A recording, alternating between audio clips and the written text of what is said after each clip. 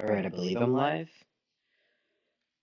Cool. So, earlier today, I was alerted that they are making a Homestuck uh, animation series. I guess I can't really call it a cartoon. They're making a cartoon. I can't call it a television series, which is what I was going to call it, because like no one's going to be watching it on TV. But regardless, they're they're doing a they're doing a show, and it's being led by Vizzy Pop, and Toby Fox is going to be John Egbert. So naturally, I need to capitalize on the excitement that is built up around Homestuck. And I've decided that the best way for me to do that would be to do something that is only tangentially related to Homestuck. And that is my favorite of the MS Adventures, Problem Sleuth. I love Problem Sleuth. I wish the Problem Sleuth had the same recognition that Homestuck did. It's been compared that Undertale is to Problem Sleuth as Deltarune is to Homestuck. And I definitely get that in terms of there's a lot of just more impressive things going on, a longer narrative, more complicated narrative, more interesting characters, I suppose. But they don't have Pickle Inspector, so. Anyways, we're gonna do Problem Sleuth. This is the first panel. You are one of the top problem sleuths in the city. Solicitations for your service are numerous in quantity. Compensation? Adequate. It is a balmy summer evening. You are feeling particularly hard-boiled tonight. What will you do? Quickly retrieve arms from the safe. You've already got arms, numbnuts. Retrieve your gun. There are dames to be rescued. You are quite positive there has never been a gun in your office and never will be. Frankly, the notion strikes you as reckless and foolhardy. I believe this adventure also takes place the same way that Homestuck did, where it was a forum, I believe, and people would submit what they wanted to have happen. So I believe that this was like user chosen to some extent. And I know that like with Homestuck, it definitely went away from that. And I don't know if later on in Problem Sleuth, like I got into Problem Sleuth after it ended. It was like Act 4 of Homestuck when I started getting involved in this hellhole. But I believe that there was some amount of user input. Like I know that the symbols of like the t-shirts that Jade has in Homestuck, those were user chosen. Regardless. Break through the glass with break through glass with fist to unlock door. You don't know why you're assuming the door will be locked. You don't usually keep the door to your office locked. Nonetheless, a guy this hard-boiled doesn't go messing around with totally unmanly things like knobs. You send your meaty fist glassward. Thud. It seems there never was a glass element to the door. It was just a piece of paper taped to it. Take the piece of paper. The piece of paper was added to your inventory. Manhandle the doorknob. There are dames to be rescued. Door is locked. Funny, you don't remember locking it. Call the Royal Locksmith. Reference to the previous MS Paint adventure, Bard's Quest, which we don't need to go back to. The most plainly obvious course of action is to call a locksmith. You examine the phone. Well, it appears to be hooked up to an active phone line. The rotary dial and receiver cord are both missing. You won't be talking to anyone on this phone. Check pockets and desk drawers for phone parts. Unfortunately, your desk has no drawers, since it is a board resting on some cinder blocks with a faux wood panel siding. Your pocket, however, yields bountiful returns. You found some candy corn. Get key. You pick up the gun. Its grip is cold against your palm. This is your only friend in the world right now. It's going to be a long night. And thus introduces one of my favorite concepts in MS Paint Adventures.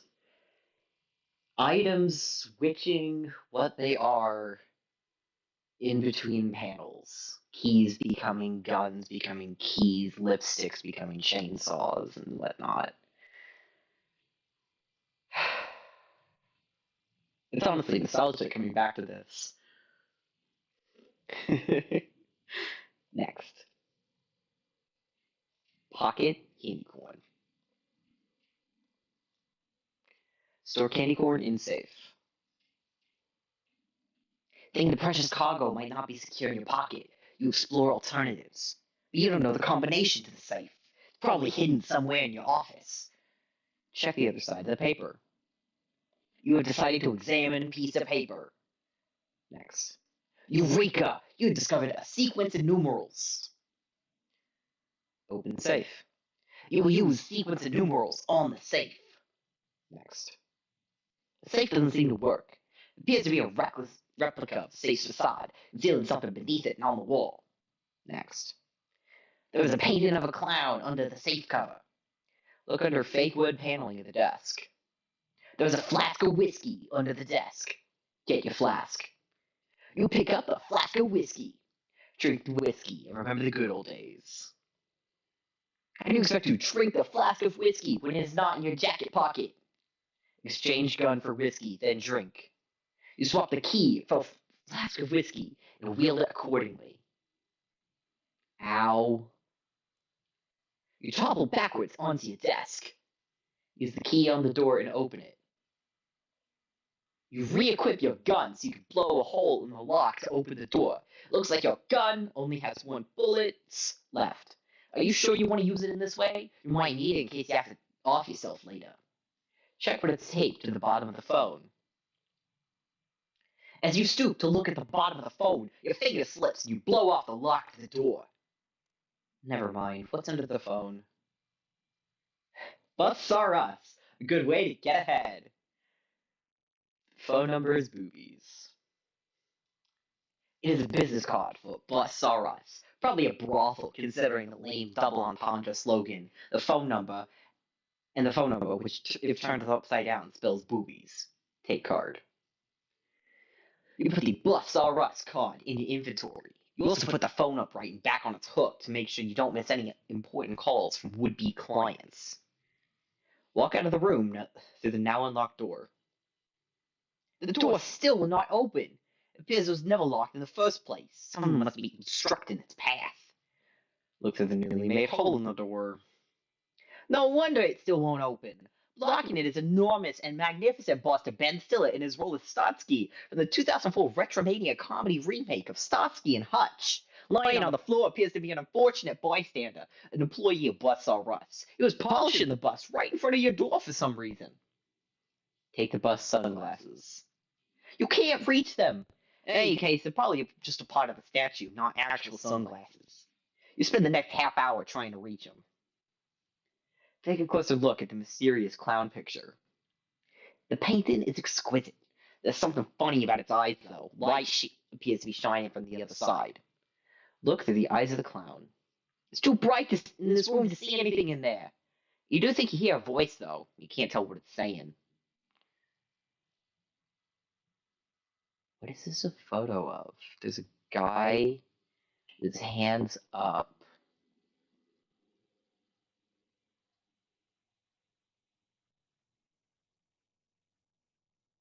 What the fuck is this picture?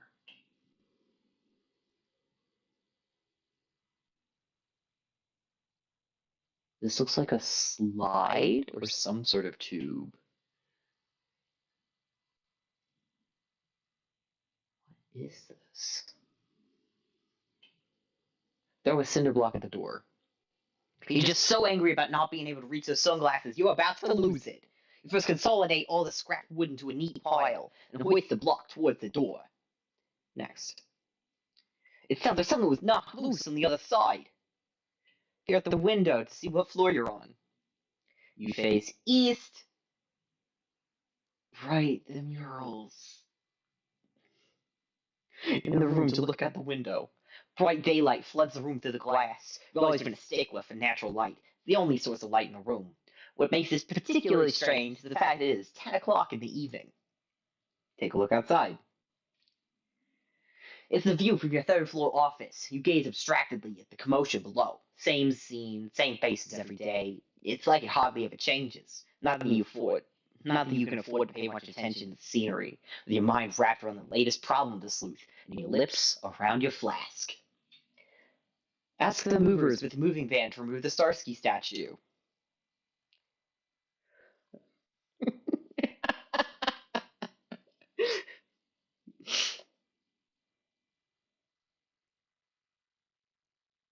God. I like him. He's like a little frog.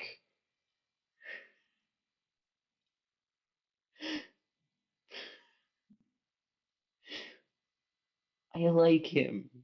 Okay? Don't fucking at me, chat, okay? I like him. I like him a lot. It reminds me a lot.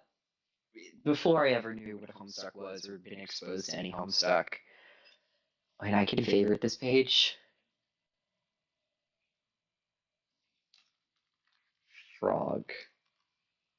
Yeah. Perfect. Anyways, so before I was exposed to any sort of Homestuck, I was like, when I was about 7, I had a character called Damon, and Damon looks almost identical to Problem Sleuth, except Damon had spiral eyes and didn't wear a hat. So me seeing the MSPA art style when I was little, or older than I was when I invented Damon, but littler than I am now. I really liked seeing this character. Maybe I'll show you guys one day. Anyway. You shout towards the moving truck, hoping someone might be willing to bust your problem, so to speak. You do your best pantomime of Ben Stiller as a Starsky statue, but it doesn't seem like anyone can see or hear you. Through a cinder block window, thereby discovering it is fake. You think you have a pretty good idea about how your office works by now. Acting upon this hunch, you hoist another cinder block glassward. Look. Pick up shards of glass and put it in your inventory. No clue is too trivial for the keen problem sleuth. Your motto is let no inventory go uncluttered. What's that? You catch a glimpse of the reflection in the glass. It's the wall behind you. Turn around. You now face south. Facing south, you pause to marvel at the beauty of your office wall mural celebrating ethnic diversity. You had a commission some time ago by a promising young artist. Best $11,000 you ever spent. Read the note under coffee. Madam Mural, bring wall your fantasies to life. 1-900 strip first. It appears to be another business card. At a glance, one might think it was a calling card for a lady of the night named Muriel, with a typo in the name, given the poor spelling exhibited elsewhere. But on closer inspection, it's more likely a misspelling for mural, given the smudged out pun about walls.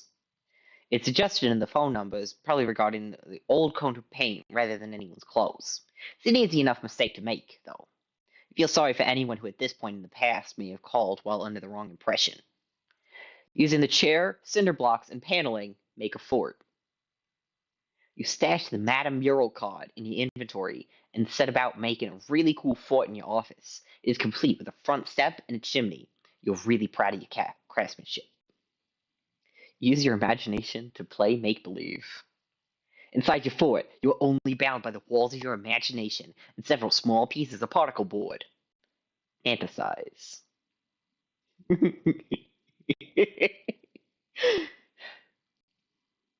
This is what being a hard-boiled problem sleuth is all about. It's all about a strong, silent type, oozing with confidence, charisma, and other fine qualities, such as not being trapped in your own office. It's about having a working phone, a real desk, not one, but 2 steak dinners, Some hysterical broad on the line yakking about some Bella she's got troubles with. It's always the same thing with dames. You comfort yourself in your sublime fantasy by now by saying things into the phone such as, "Now calm down a second, toots," and "Hey, take it easy, sweetheart. I can barely understand a word you're saying." Ring, ring. Your call is rudely interrupted by a ringing noise. It can't be the phone because you're already on it. Ring, ring. Something is ringing in your office. Check it out. The phone. Answer the phone in a very hard-boiled way. You pick up the phone and mutter some impatient greeting into the useless receiver. There is no response. Looks like you just lost another client due to technical difficulties. Throw the devil phone out the window. You are fed up with the shitty phone. It has screwed you out of a case for the last time. Go look. You're probably gonna need to get that back somehow. Crack open window. Even though the window's broken, you decide to open it. You slide the lower pane upward, but the whole window frame seems to slip from its anchored position. Next. The window comes off the wall altogether. On closer examination, it appears to be a fake window with a picture inside it. The window's lit from within, like some kind of sophisticated picture box. Light box. Put window down. The window light box is plugged in the wall behind it. The false window is concealing a large safe. Place false window in inventory. False window's way too big to carry around, stupid. But you did find a curtain rod just along the top edge. You never did get around to putting up drapes. And again, it never did make much sense to cover up the only source of light in your office. You put the curtain rod in your inventory. Use numbers from sheet of paper to open safe. You examine the heavy-duty safe. You must be keeping some serious loot in here. Enter the combination. You enter the sequence of numbers from the piece of paper. The combination works. However, instead of opening the safe, the dial is simply popped open to reveal a keyhole. It looks like it requires a key that looks more like a house key or a car key, rather than one of those old-fashioned looking keys which tend to be littered all over video games, which you are quite sure you have never once seen lying around in your office. You don't need this piece of paper anymore. Crumple it up and throw it away. You discarded the piece of paper. Shoot safe. Your key is out of bullets. Get cinder block and phone receiver out of false window. It's a long way down. You'll have to think of some way to reel them back in if you want them back. Unplug the window to conserve electricity. You unplug the false window, which is probably burning through electricity with its powerful fluorescent bulbs and strange spatial warping properties. You're not made of money. The room goes dark. Look through the eyes of the clown. With the room darkened, you should now be able to see through the painting. Next. Gadzooks! It's another urban mural! Okay. So that's a guy's arm?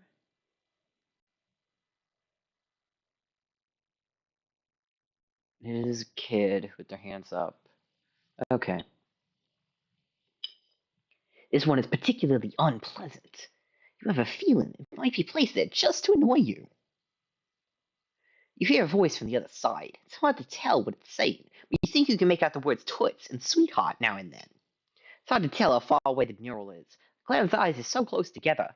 You can only see through one at a time, limiting your depth perception.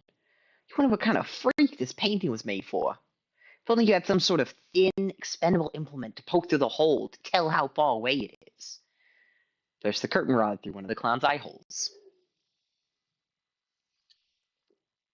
You feel the curtain rod bump into something not too far away from the wall. Get a look at the unobstructed view. It is the adjacent office. The man at the desk is talking to a client about some sort of problem which requires sleuthing. Next. It is your loathsome arch nemesis, Ace Dick. He's always scooping you on the best cases. That portly son of a bitch makes your blood boil. Shout insults at Ace Dick through the clown painting. You shout, but he cannot hear you. The walls may be too thick, or he is just engrossed in his conversation. It sounds like he is arguing over a misunderstanding about the nature of the services provided by Bus R Us and an alarmingly large bill for those services. In this darkness, you stub your toe in the full safe cover. You utter more profanity. Plug the damn window back in. Inflated electric bills or not, you're getting sick of stubbing your toe on things. Drop kick the door. The door bears the brunt of a bottled up shitstorm brewing within. Examine aftermath of shitstorm. The key, which you can't actually see and don't actually know is there, jingle a bit. You'll have to throw something heavy against the door if you want to knock it loose. Throw a cinder block at the door. You take the cinder block, which was formerly your front step. You decided you could stand apart with it, since you've been stubbing your toe on it constantly since you built it. Clunk. Key still won't jingle loose. Looks like you'll need to throw an even heavier object at the door. Check what's on the false safe. Fuck you, Ace. More like Ace, retard, dumb. 133.91. Since Ace is so intent on being able to see into your office, seems like you put something up for him to look at. Take the note. You stash the notes to Ace's stick. Investigate coffee machine-looking object in the corner. It appears to be some kind of heating unit to keep the coffee hot. It looks heavy. Pick it up.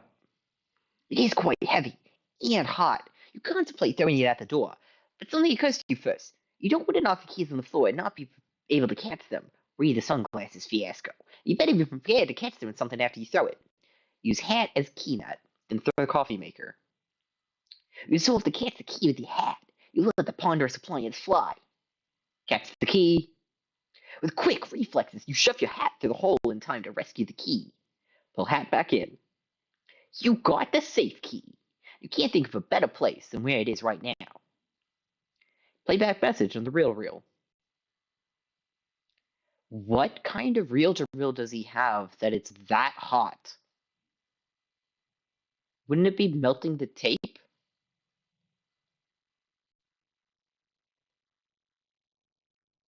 Oh well. So, should I strip first? Yes, you will want to strip thoroughly before I provide my service. Okay, I'm stripping now. You keep that hidden recording device in your office to record anything that might be incriminating. Unfortunately, the only incriminating statements you've recorded were likely made by yourself. But that's probably Problem Sleuth talking. Swap the safe key with the candy corn. Your prized confections will be safer here. Recording tape begins to unspool while you're preoccupied. Pee through the clown's eyes into Ace Dick's office. The fact that this isn't capitalized and like the sometimes it's using the and sometimes it's not using the. I think this is just whatever comment Hussey liked most. Oh well. You remembered you pissed off Ace Dick. In addition to which, you haven't been able to pee once in the 13 and a half hours you've been locked in your office. You decide to exact revenge by unleashing a torrent of urine through one of the painting's holes, preferably while he's spying on you. Unfortunately, your aim isn't that good. You don't even come close to getting pee through the holes. The painting is now a smelly mess. Use the key on the safe. You unlock the safe with the safe key. The safe opens to reveal a hidden room. You won't need the safe key anymore, so you discard it. Wrap yourself up in recording tape like a mummy. Wow, what a fucking waste of time! March into the room with wild abandon. You enter your secret chamber. It's a dark alcove you use to store a few modest valuables and duck into whenever you're on a case and things start to get too hot to handle, which is never. Check out the paper on the floor.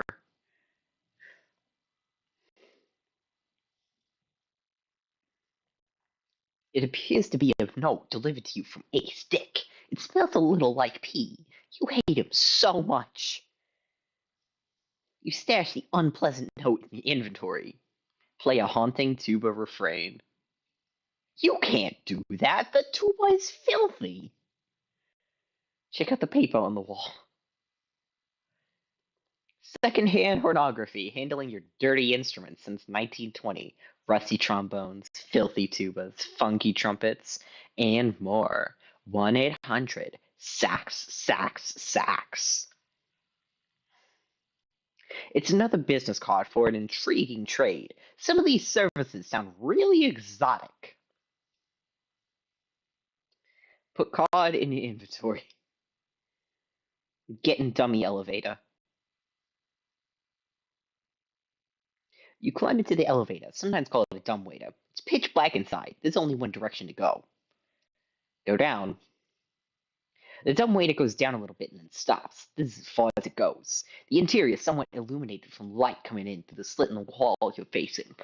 Looks like you can slip objects through it so long as they are narrow enough. Peek through the slit. It's hard to see anything through it, but you hear a voice again. Listen.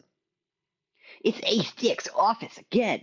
He's still on the phone, and it sounds really surly. He sounds quite upset about a mix-up involving large stone busts, instead of some other service he believed he was getting.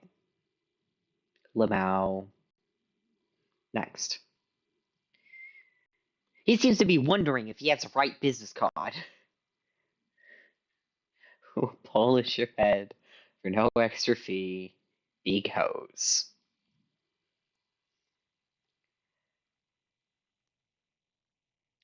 Feed your Bus R Us card through the slot.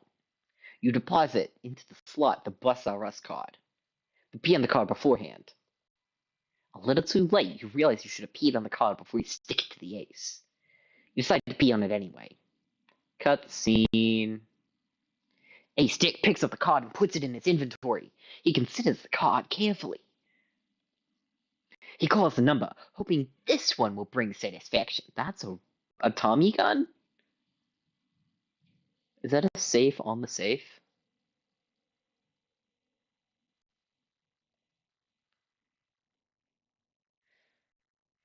After a little while, some whores show up. End cutscene.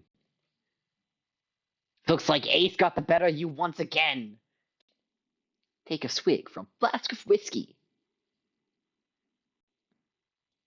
Feelings of dejection overwhelm you. You are tired of being shown up by your rival. He gets everything. All the good cases, the women, the ability to open his office door. You wager he even enjoys a lion's share of the candy corn. You down a stiff belt from your flask of whiskey. You experience a boost in your imagination. Clean horns. Suddenly, you are entirely dissatisfied with the condition of these horns. It is an absolute disgrace. You will not stand for it. You said about polishing the instruments, but it seems your imagination is too high to conduct normal day-to-day activities. You topple some of the horns. The clarinet breaks. Chat?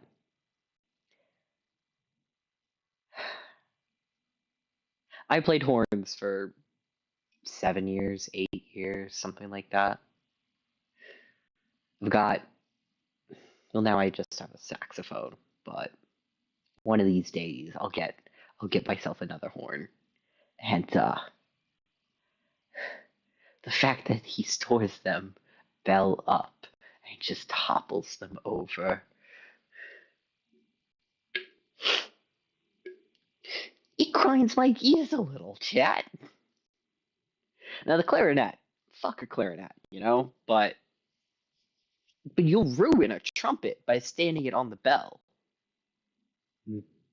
I've seen it happen. I've seen a trumpet be flattened.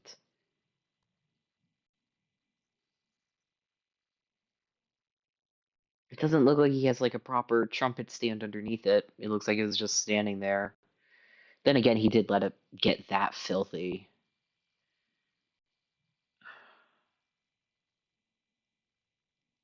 This is a guy who spent $11,000 on a wall mural celebrating ethnic diversity. So clearly he's not in as much financial distress as he claims to be. If only there were a place that could serve as a proper outlet for a high degree of imagination until a condition passed. Back to the old fort. In your heightened state of imagination, you fall down the stairs. You better get to the safety of your fort fast. You're no good to anyone out here. Hurry! You feel safe and sound in the confines of your wobbly particle board walls. Drift into the realm of make-believe. Next, you stand in your imaginary office. With the mind, anything is possible. The imaginary phone is ringing. I wonder if the fact that I spent so much time when I first read this trying to understand the logic of how people get to places that now like it does not phase me when people talk about like weird connected like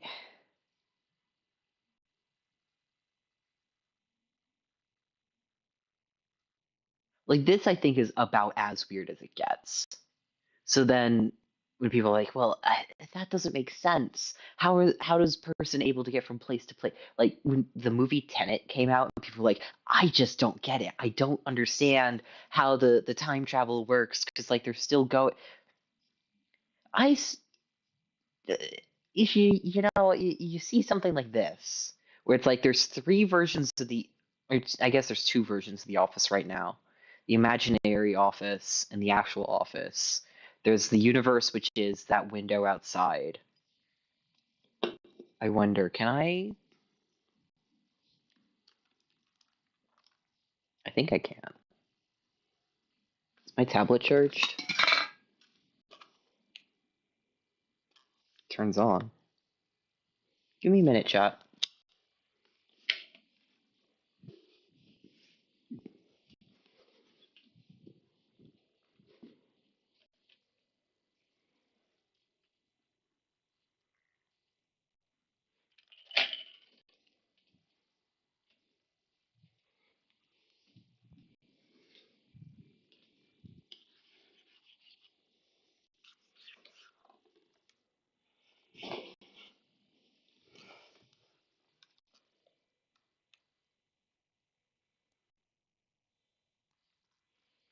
Okay, so if I go to, is it Bluetooth devices?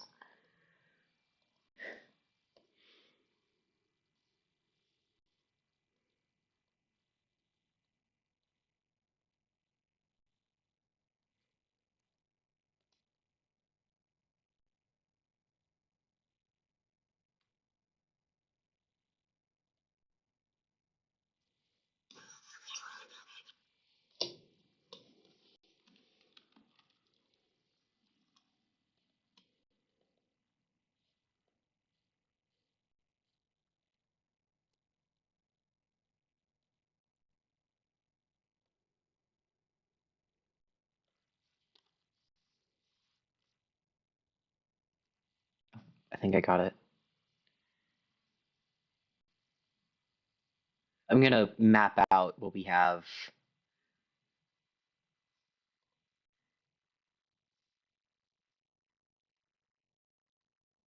Because it only gets weirder from here.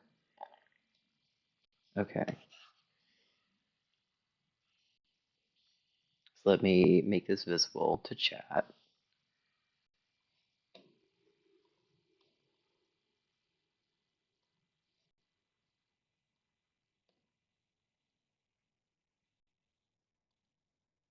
And, of course, I'm going to make it MS Paint.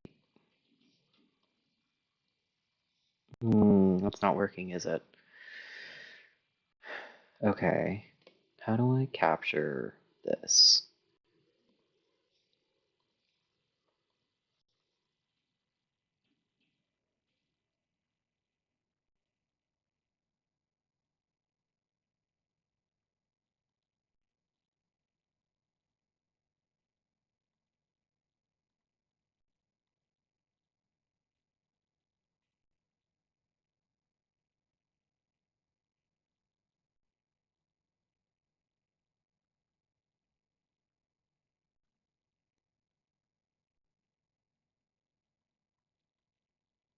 Is it a game? Will it capture it if it's a game?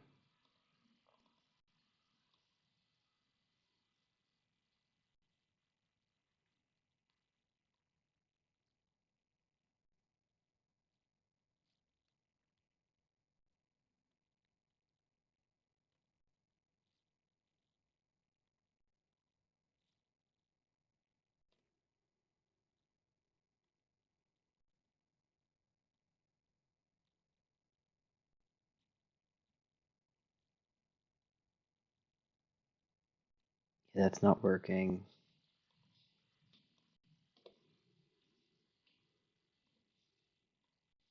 Sorry for the delays, chat.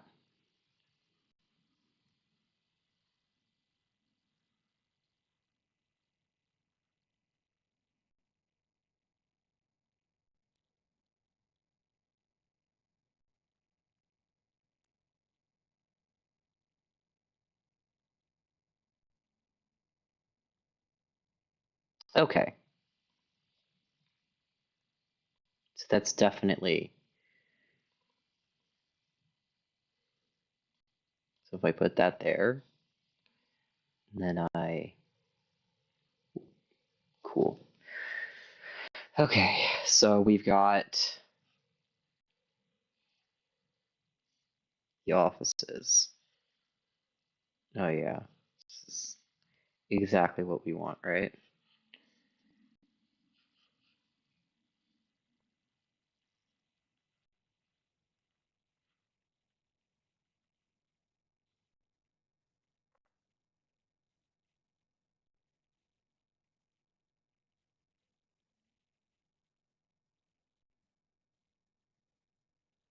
They've got a hallway, which I believe continues like that, and also continues like that,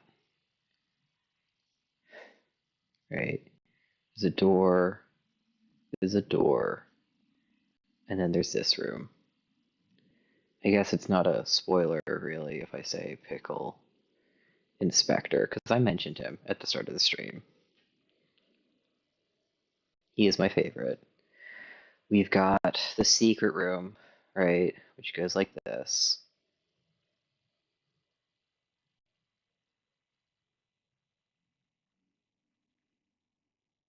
Mm.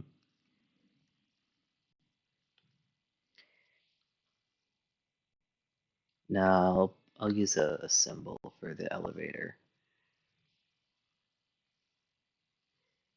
Up, down. There's a staircase that goes from here.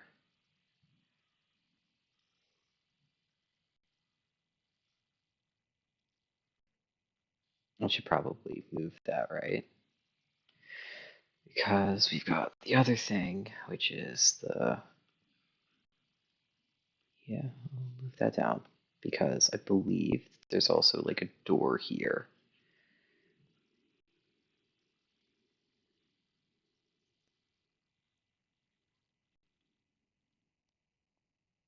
I know, it's riveting to watch this.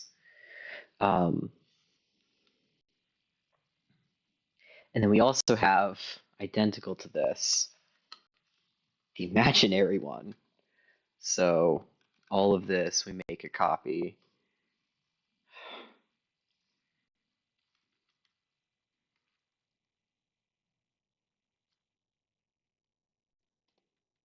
I don't think we actually ever go.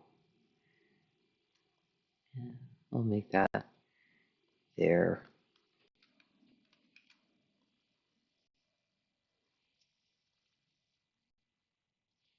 Right, and to make sure that it's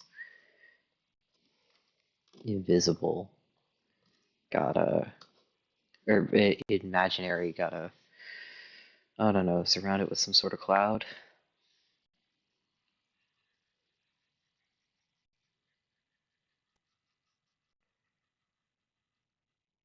Just so that way we can see. So there's the fort here.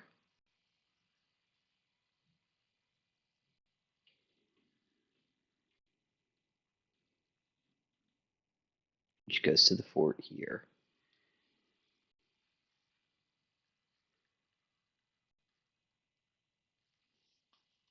Just so that we were all on the same page about the bullshit that is about to go on.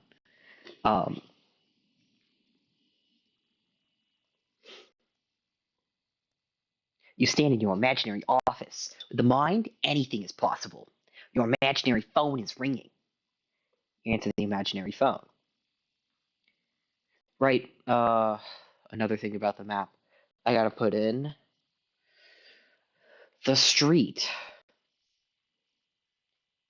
So there's a window here, which goes to the street.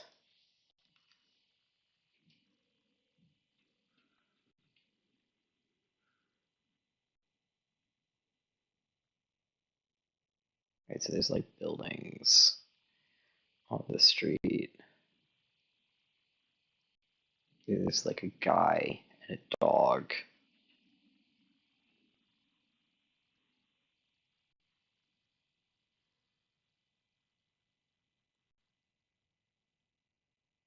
Yeah, sure.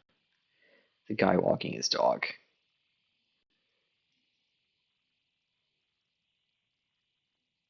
And there's the phone receiver.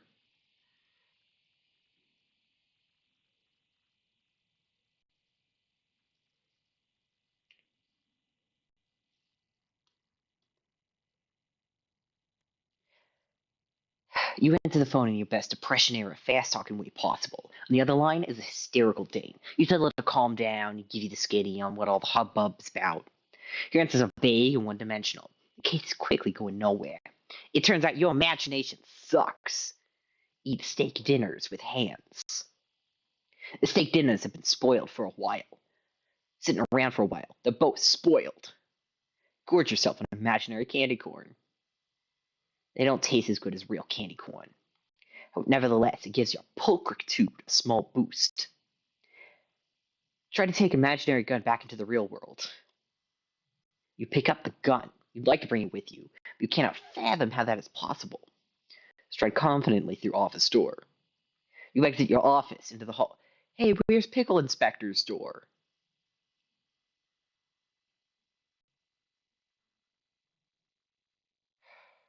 Into the hallway. Go harass Ace Dick. You burst through Ace Dick's imaginary door, rolling up your non-existent sleeves. But he is nowhere to be found. His imaginary room is empty, most likely because Ace is not currently using his imagination. Leave room. You exit, but not before you leave an ant. Imaginary present on the floor. Next. You are now facing south in the hallway. Enter the PI room. Oh, Pickle Inspector's on the other side. That's the reverse of what I... okay. Fuck, well then my map is wrong.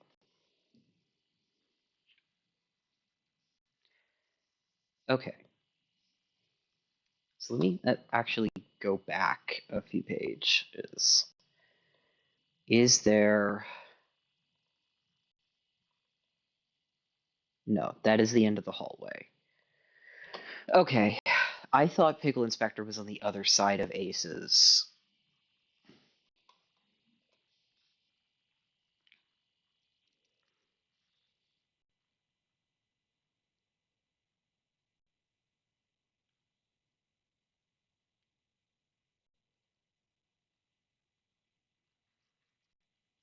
Shows how much I remember.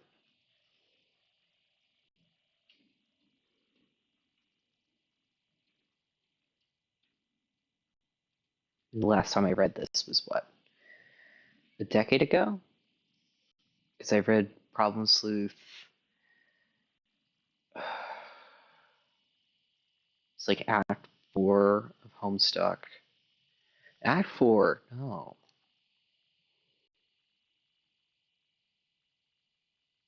At least a decade ago, if not more. Alright, so let's move this down. Sure.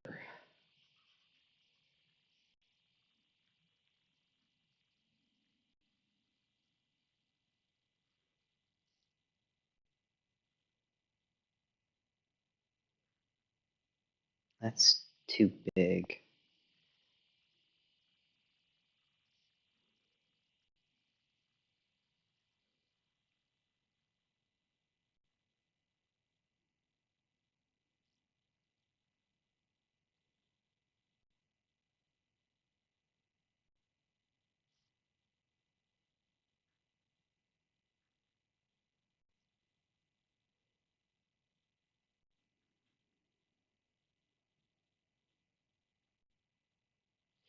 Okay.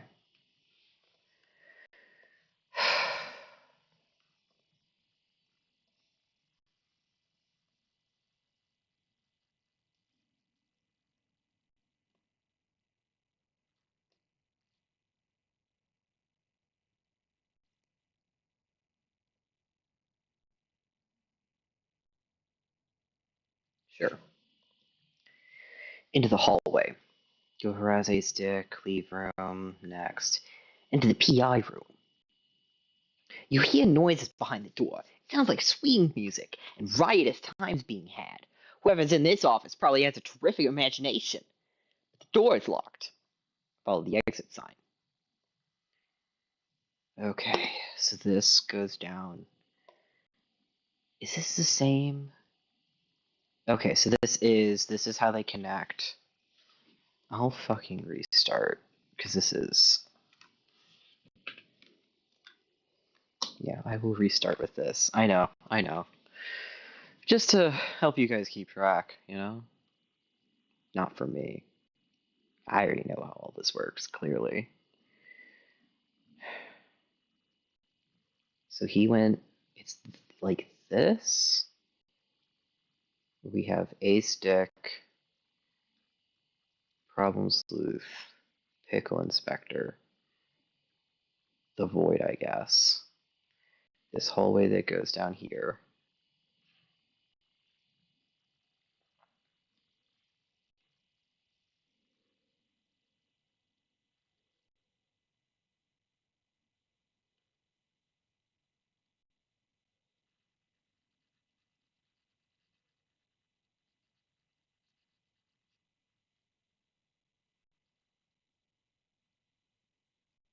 You know, rioting, riveting, I'm sure.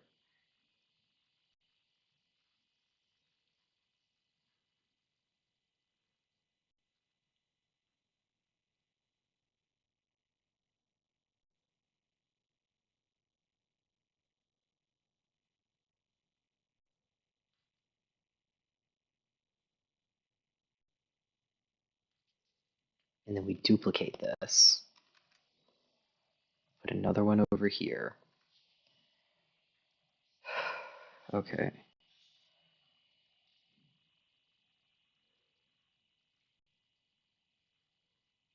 No, don't do that. Alright, so presumably there's like a door.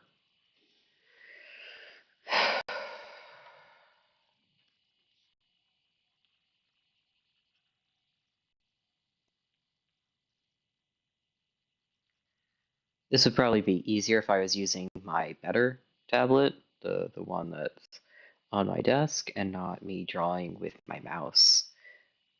You know. Eh. Ah.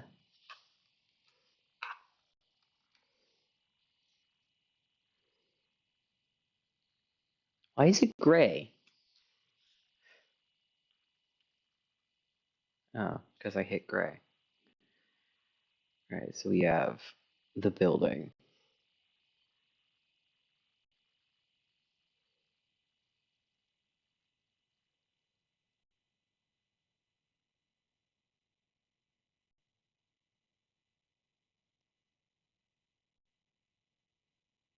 Wait a second. So he came out that door. So therefore, I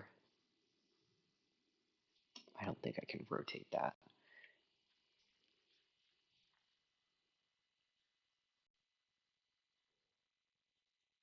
That goes like that.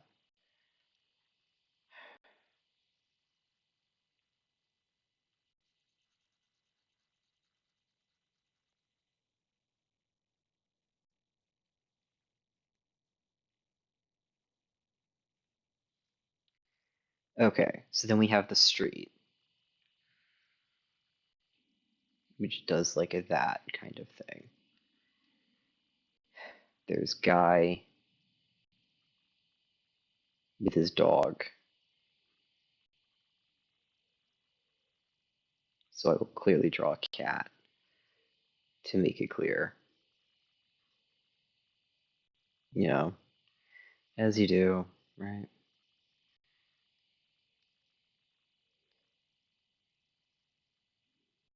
So then it goes like this. And then we have the guys Pickle Inspector, Problem Sleuth, and Haystick.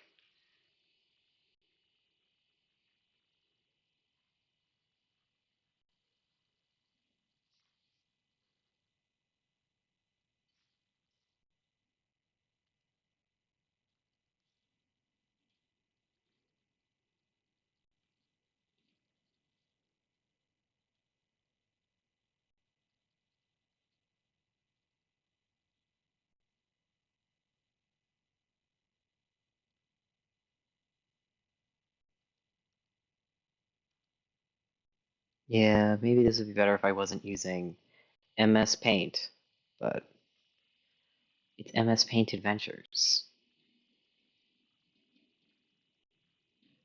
Imaginary hallway, which goes like that.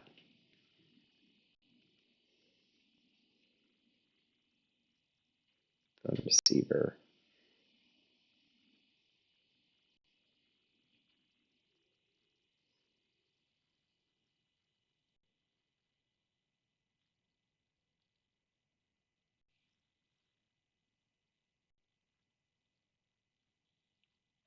And then we have, of course, the dumb waiter, which goes like that. You have a staircase, which goes like that.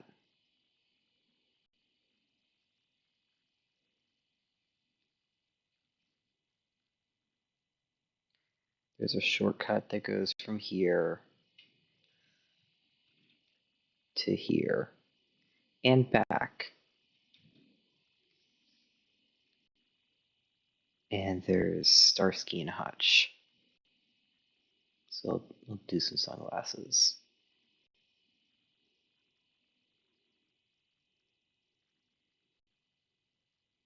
Yeah, that looks like Ben Stiller, doesn't it?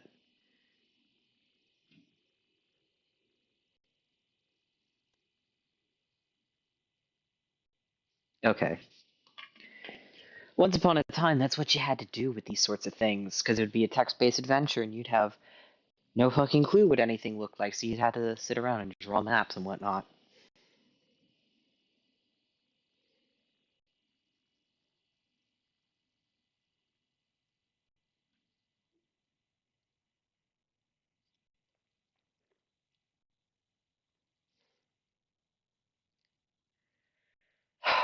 Look up at your office window.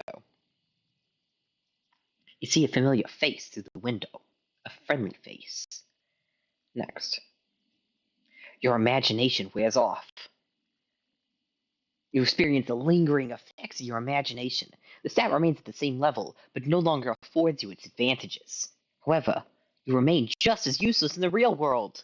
You're gonna need to find a way to slow her up real fast. Chug coffee with no regard for temperature. You drink the coffee, which is lukewarm. It is foul, bitter, and ridiculously strong. You can only drink a little of it.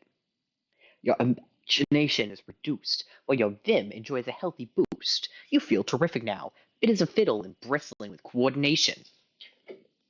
Two pieces of candy corn fall on the floor. Get candy corn. You put the candy corn in your hat. The phone is ringing again. Check it out. What is the 90%?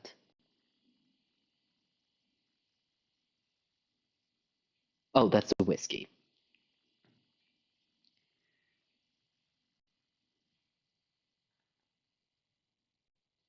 Pieces of paper.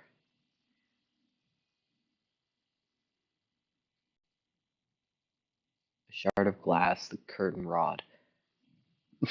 Phone cards. Okay. Go check it out. Your phone is now missing 3 components.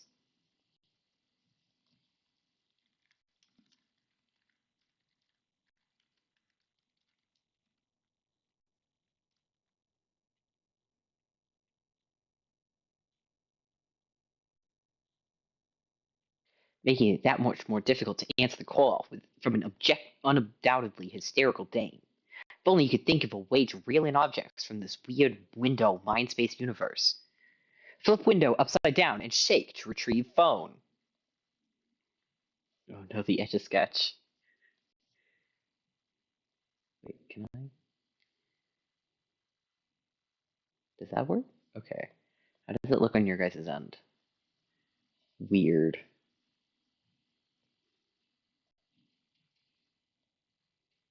That'll do it. Kinda. And then I can make my map a little bigger so you guys can see it. And now we're Gucci, right? I say you guys, there's no one here. Lol. You try to shake your belongings from the blasted portal. Next. It appears to run on Etch-a-Sketch technology. Make a lasso out of tape and pull phone back in. You use the magnetic tape to form a lasso. Maybe you can reel your belongings in this way. However, you think the tape lasso is way too light and flimsy to throw out the window from any significant distance with accuracy. You'll need something to weigh it down. Cut to the chase and use cinder block. You tie the tape to a cinder block, using it as an anchor. Throw out window. Examine the mural for hidden clues. Looks like there are 2 holes in the mural. They are spaced far apart, just wide enough for someone with sensible human anatomy to look through with both eyes. Look through them. You unplug the window again and have a gander. Sorry, still messing with my stream setup. Okay, we're good. Problem Sleuth is impolite, very rude, star-heart horseshoe. It is an unpleasant note. You can tell using your depth perception that the note is very close, only a few inches from your face. Pickle Inspector. Poke curtain rod at note. A painting of an elf jostles from the other side. It falls to reveal a safe. The safe pops open, revealing a painting of an elf. Look through elf holes. There he is, my special boy. Here he comes to save the day. Oh. If it isn't my favorite MS Paint character in all of this series. And I know that one of the beta kids is a fan of Problem Sleuth. What was her name? June? Does June like Pickle Inspector? I know that she's more into like the clowns and whatnot, but anyway. It is the office of yet another of one of your competitors, Pickle Inspector. He looks dazed, as if perhaps he has been trapped in his office for some time. The strange glass containers in the corner, you wondered if there might be a business card, worded professionally, of course, for a glass blower somewhere in his office. Perhaps taped to something, like a cinder block or the back of an elf painting. His office is dark for some reason. Next. You suddenly hear noises coming from A-Stick's office. You figure as long as your office is dark, you might as well check on him through the clown holes. Take a look. The horse tied A-Stick up in a chair and stole his phone. The Huggy Bear bust is cracked open. The treasure, which was undoubtedly stashed inside, has been stolen too. It's probably tortured for the information. Rejoice! Hey, it's the phone cord. You celebrate by mustering up one of the silliest dances you've attempted in hours. Next. A-Stick hears his shenanigans from the other side. He seems to be pleading for some way to cut the rope. Try to get the Hutch Bust's attention. You can't imagine how to get a statue's attention. Begin to cover the Hutch Bust, whatever secrets it guards. Climb down the tape to retrieve your things. The reel is way too weak to hold your weight. Probably only be able to support and reel in lighter objects.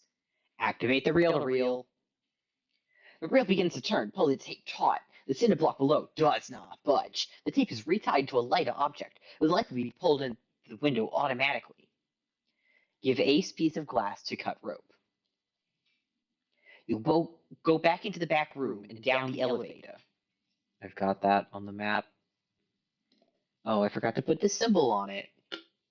How will you guys know that that's the elevator if it doesn't have the symbol on it?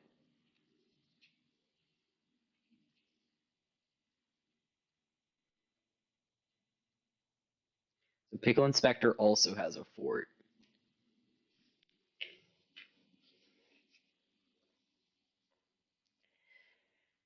Slip glass through slot. Ace receives a shot of glass. He uses it to cut himself free. Next. You are now Ace Dick. You begin to question this feud you've been embroiled in with your neighbor for so long. After all, he did just give you the number for some honest-to-God horse. Even if they did ultimately rob you, he also just helped you escape. Maybe it's time to bury the hatchet and help him out of his office. You feel you should get some supplies from your safe first, though. If only you could remember the combination. Check paper. Check paper stuck to door for combo. You can't pull it off. It's stuck fast. Maybe a heavy object will knock it loose. Throw the hutch bust at it. Using your extraordinary strength due to your unusually high vim characteristic, you lift the bust easily. Throw.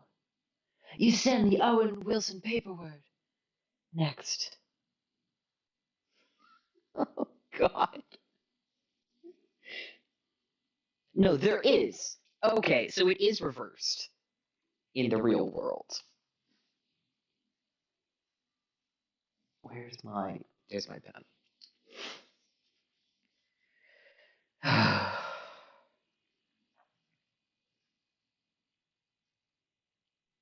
Does this matter? Does anything matter? They're making a fucking Homestuck show. Is Solix gonna have a lisp because fans thought that he would have a lisp because he writes his twos weird?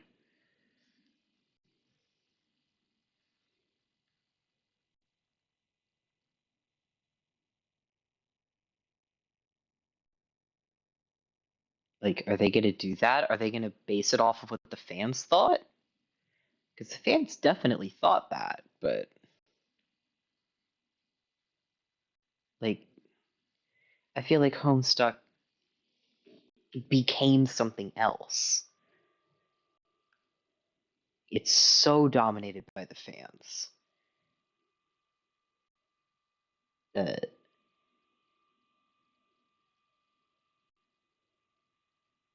I don't know. Like, I saw the trailer. It's not a one-to-one of this style, which it's fine. It's fine. I mean, are we gonna see something like this when we have was it the Bing Crosby? Is it a laptop? Is he gonna be like clearly just a JPEG that was modified? Are we gonna have those? Are we gonna have all of these like references? Are they gonna be allowed, I guess? Because that was like a whole thing about it. Was like Snoop Dogg's in there. I think Will Smith is in there. Fucking Nick Cage. What are they gonna? That was like a whole thing. Was put what are they gonna do with the bunny? Are they gonna be allowed to make all those references to Nick Cage? Because Nick Cage being a character was like a huge thing. Like Betty Crocker, are they gonna be allowed to do that? Is real world Betty Crocker going to slam the hammer down upon Homestuck?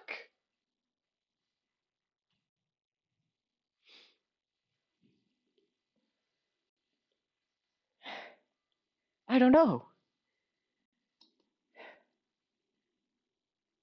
I guess they must have already like figured this out if they're making it. But like Betty Crocker and Nick Cage, I can they remove the bunny thing or remove it as being explicitly a reference? Probably. They can remove it as just it's a stuffed bunny.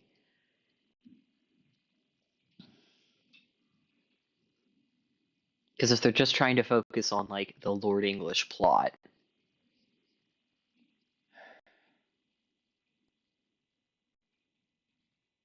I'm getting distracted. It's Problem Sleuth time.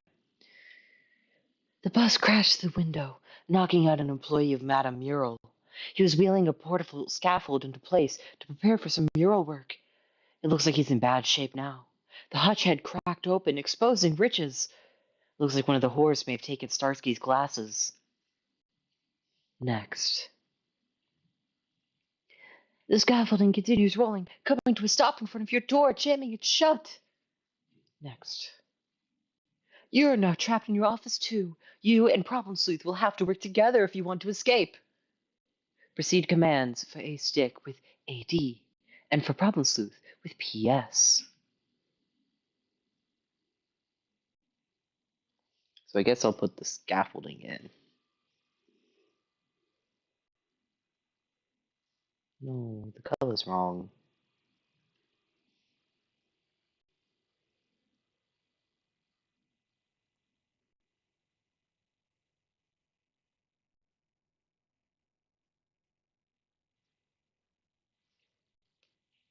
A stick. Reach to the window and move scaffolding out of the way. The scaffolding is jammed in place. It seems the brake for the wheels was triggered just after it came to a stop. You can't push it away either. The top just bumps against the ceiling. There's no climbing out the window with your portly frame because of the scaffolding bars. Unless someone comes to help you, or you find a blowtorch to melt through the bars. You're probably not getting through out of this office anytime soon. Nice try, though. Okay, forget it then. A stick, pick up Tommy gun. I beg your pardon? I beg your pardon? A stick, get the phone pieces sitting around. You put the phone parts into your inventory. A stick, slip Problem Sleuth's phone parts. You slip the phone parts through the slot to an awaiting Problem Sleuth. Next. But he is not waiting for them in the dumbwaiter. The phone parts fall somewhere into the dark shaft below. Nice work, bonehead, McFuck up. A stick, look inside Huggy Bear statue for riches. There is a hammer in your broken Snoop Dogg bust. You place the hammer in your inventory. Next.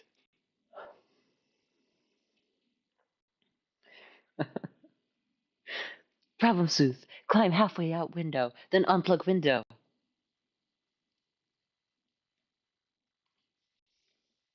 The window loses its extra-dimensional portal properties and severs you midway through. You are dead. No, wait, don't do that. You're not sure what you were thinking. Problem Sleuth, check behind the clown poster. Behind the poster is another clown drawn directly onto the metal. Under the paper is a long game code. There's probably a code you can use to return to a particular state in the game. You put it in your inventory. A stick, pounce on keys before they disappear. You pick up the ring of keys. Okay, cool. Armed with your Tommy gun, you're one hard-boiled lug. No one messes with this tough guy, see? Problem Sleuth. Go into the dumbwaiter so you can receive an item. You go into the dumbwaiter. Ace Stick tries to give you an item, but the hammer is too big to fit into the business slot. Ace gives you all his business cards instead. In return, you give him your collection of unpleasant notes. Ace Stick, examine notes. You recognize both of these notes. You wrote and delivered them to your neighbor to get his goat. One of them has something taped on the back. He wrote a rebuttal on the other side and taped it to the back of his fake safe for your viewing pleasure. Luckily, the combination to your safe is on his paper.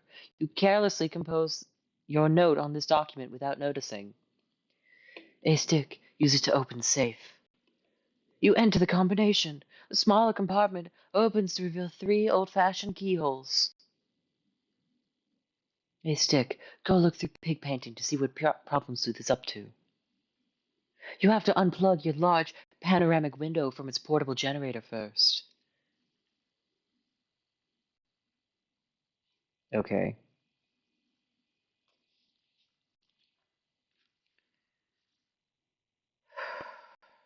So he's also got the window, and the window goes here. He's got a bigger window, which goes here, and it has a staircase.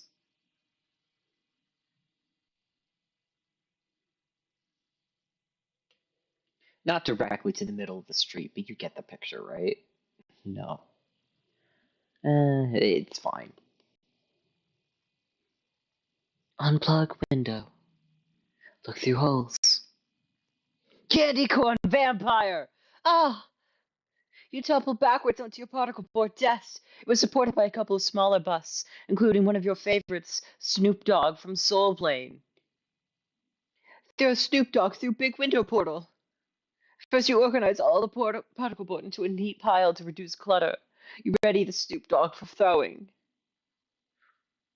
The bus crumbles against the rigid surface of the unplugged window. There's just no breaking the plane until it's plugged in. Examine the crew A next to the Snoop Dogg bust. First, you plug the window back in so you stop stubbing your toe on things. Stubbing your toe is known to be brutal on your pulchritude stat. You pick up the crew A of brandy. Examine rope. You pick up the rope. Use Tommy gun on safe holes. You use your ring of keys to unlock the keyholes of the safe. Next, the ring of keys blows a hole in the safe. The safe is open. Throw a hammer through window. Now that the window is plugged in, you may effectively vent your rage with a heavy object. The hammer shatters the glass and falls to the street below your penthouse office suite. Do we have a viewer now? Oh shoot, hey! Hey, howdy, hi. I wonder if I can turn the chat on so I can see. You... How do I see the chat?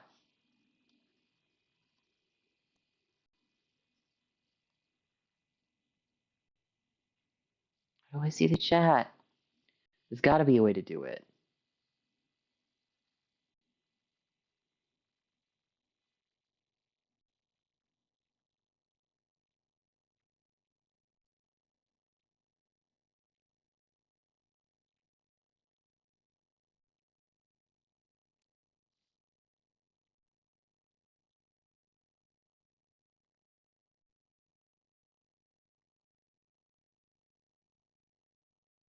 Whoops, that made it worse. Now I can't see anything.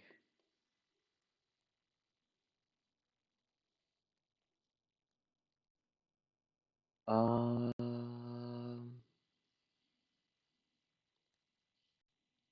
Wait, there.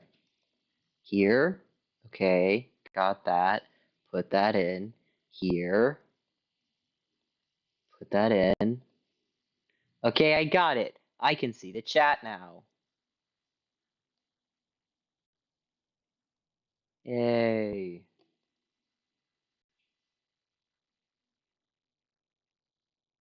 Neat. So we're doing Problem Sleuth. Problem Sleuth. Okay. So the best way to describe it, you have this guy, Andrew Hussey, this is from 2008, and this was like he had like a group of people online, and he would say like, all right, here's character, you have character, and he would let like other people come in and say, this is what character is going to do next. It's not like I've seen some ask blogs where it's like, oh well, people interact with the character and then the character interacts directly with the chat, or like directly with the person who's interacting with them. It's people are controlling the character. It's supposed to be like a text adventure video game, and he would sketch out what happens with these characters, generally in a very crude and amusing way. So this series, he did 2 adventures previously. I'm starting with the third because the third is my favorite. The fourth one is Homestuck, and Homestuck exploded in popularity and became much more than the previous 3 adventures ever thought they would be. It had like music and video games and animations, and it was crazy. Most of the time, it was just like silly drawings like this. Something low effort so you could do like frequent updates. So it'd be like an update every few days. Homestuck would have hiatuses sometimes of months. Anyway, so each one of these like blue text bits is just like a response, like a comment that someone left on the previous panel. And then the black text in Courier, this stuff, that is Hussey describing what is happening. So currently, we have over here on the left my map. I can make my map bigger so we can talk about it. So this is what we have so far. We have 3 ace detectives. We have Problem Sleuth, who is the first guy who we met. We have Ace Dick, who is the guy who we're currently looking at. We have Pickle Inspector. These 3 all have offices right next to each other, and they have been going through some incredibly ridiculous things, such as Ace Dick collects statues of famous actors and stores treasure inside of them. He has most recently had his treasure stolen, and one of his giant stone statues is currently stuck in front of Problem Sleuth's office, which is the sunglasses guy who I have drawn in front of there. He actually has lost his sunglasses because the same people who stole Ace Dick's treasure stole the sunglasses. C'est la vie. These guys, Pickle Inspector, Problem Sleuth, and Ace Dick all hate each other and there are like holes in the walls between their offices, so they've been like pissing through the holes. They've recently decided to start cooperating, and they can pass items to each other. Problem Sleuth is trying to fix his phone, and also leave the building. Ace Dick is trying to get his treasure back. Pickle Inspector we've hardly interacted with, but we know that he has high intelligence because there's a thing where you have like 3 stats for these characters, right? You have Vim, Pulchritude, and Imagination. No, he has high imagination. So if you have a high enough imagination, you build a little fort inside your office, you sit inside of it, and then you can travel to the imaginary side, which is the right-hand side. I think I was going to put clouds around it to show that that's the imaginary side.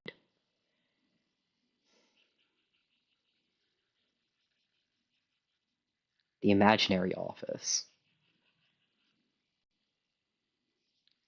versus the real office. The imaginary side has more items and whatnot, but it's hard to bring things over from the imaginary side into the real world. They have these weird windows. A window is an electronic thing. It has to be plugged in, otherwise it doesn't work. But if it is plugged in, you can go through it, and it lets you walk into the imaginary world. And if you throw an item through a window into the imaginary world, you have to have some way to go down into the imaginary world and then come back. Otherwise, fucked up. Yeah, otherwise it's gone, right? So Problem Sleuth, one of the first things he did was he threw part of his phone out the window. We had a few panels back. Maybe more panels than I thought.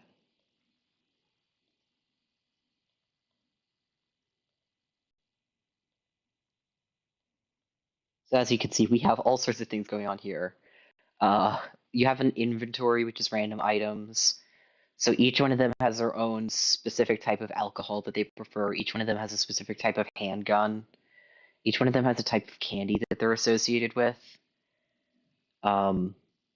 So a gun is a key. It'll be a gun in one panel and then a key in the next panel that it shows up in.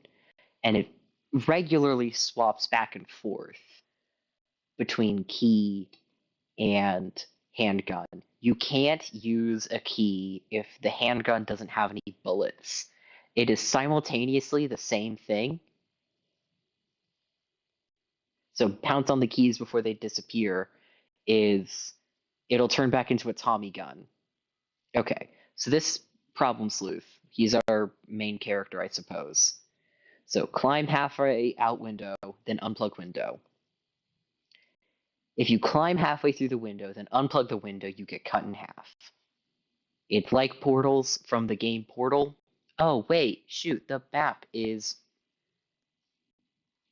in front of it, so you can't see.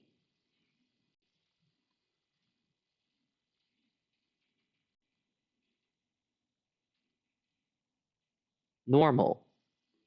Climb halfway out window, then unplug window. You don't want to do that because you're gonna die. Anyway, so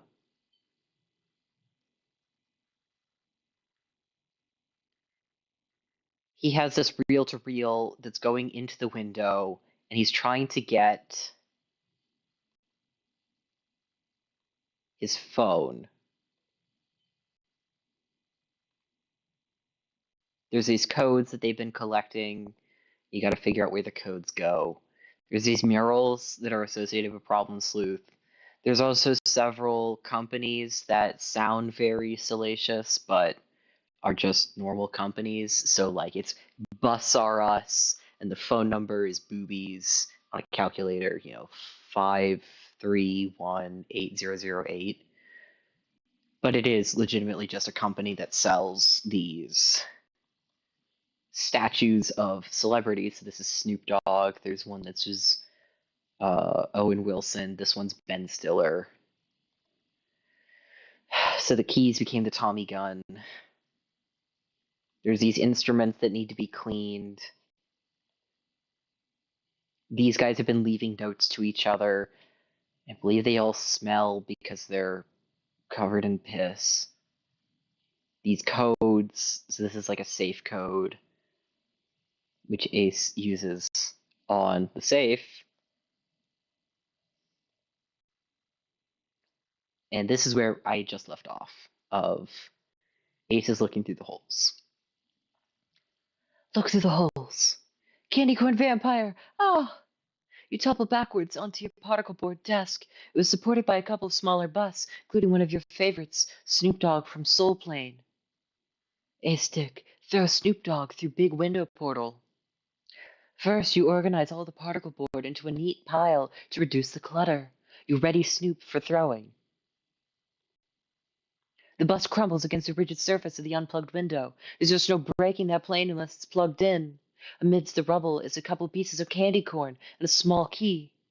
A-stick, examine the crew A next to the Snoop Dogg bust.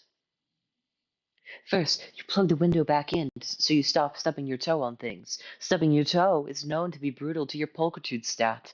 You pick up the crew A of brandy. Examine a rope. You pick up the rope. Use Tommy gun on safe keyholes. You pick up your ring of keys to unlock the keyholes on the safe. Next. The ring of keys blows a hole in the safe. The safe is open. Now that the window is plugged in, you may effectively vent your rage with a heavy object. The hammer shatters the glass and falls to the street, far below your penthouse office suite. Next. A-stick, get candy corn in preparation for your own vampire attack. Okay, so that is... So the half of Problem Sleuth, I guess that corpse remains there? So this is the imagination world as visible on my map, right? So there's the guy walking the dog. The window, A-stick's window goes here. There's a corpse. It's normal. It's so normal. And this is why I'm not fazed by later things that are supposed to be incredibly hard to follow, because I spent so much time trying to figure out this when I was like 11. Get candy corn in preparation for your own vampire act. You pick up candy corn and small key. Problem Sleuth. Look through clown picture at Ace. A-stick, candy corn vampire. A-stick ate all the candy corn. He is an unimaginative lout and an all-around wet blanket. Next. Ace enjoys a small boost in pulchritude from the candy. His modest pulchritude gauge is now maxed out. He inadvertently swallowed the small key along with the candy corn. It is now stored safely in his stomach. A-stick, build fort. You figure it's time to do something constructive for a change. Your stout bunker of particle board is a smashing success. The Zoolander chimney is the jewel in its crown. Hey, Stick, see what you have stashed in the safe. You can't reach the opening. You would stand on the chair, but you don't think it's quite high enough. Besides, it's now built into the fort, and there's obviously no going back. Hey, Stick, throw fort out the window. That's the stupidest idea you've ever had. Hey, Stick, use bus stand as a step access to the safe. Stacking 2 bus stands, you can easily reach the safe opening. Go in. Okay.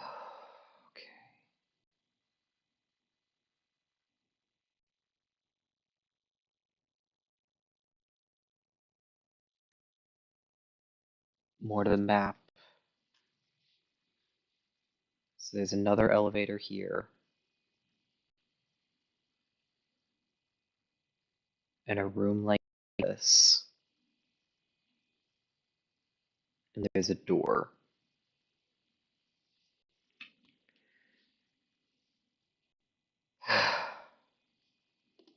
I have this map because it's only going to get worse.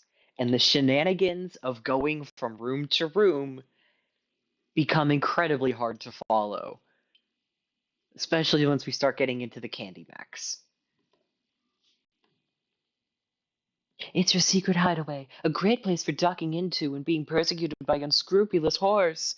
Acrid fumes from the room fill your nostrils. Go up, dumbwaiter. Next. The dumbwaiter goes up, revealing the phone parts which had fallen down the shaft earlier. Okay, so it's the same space.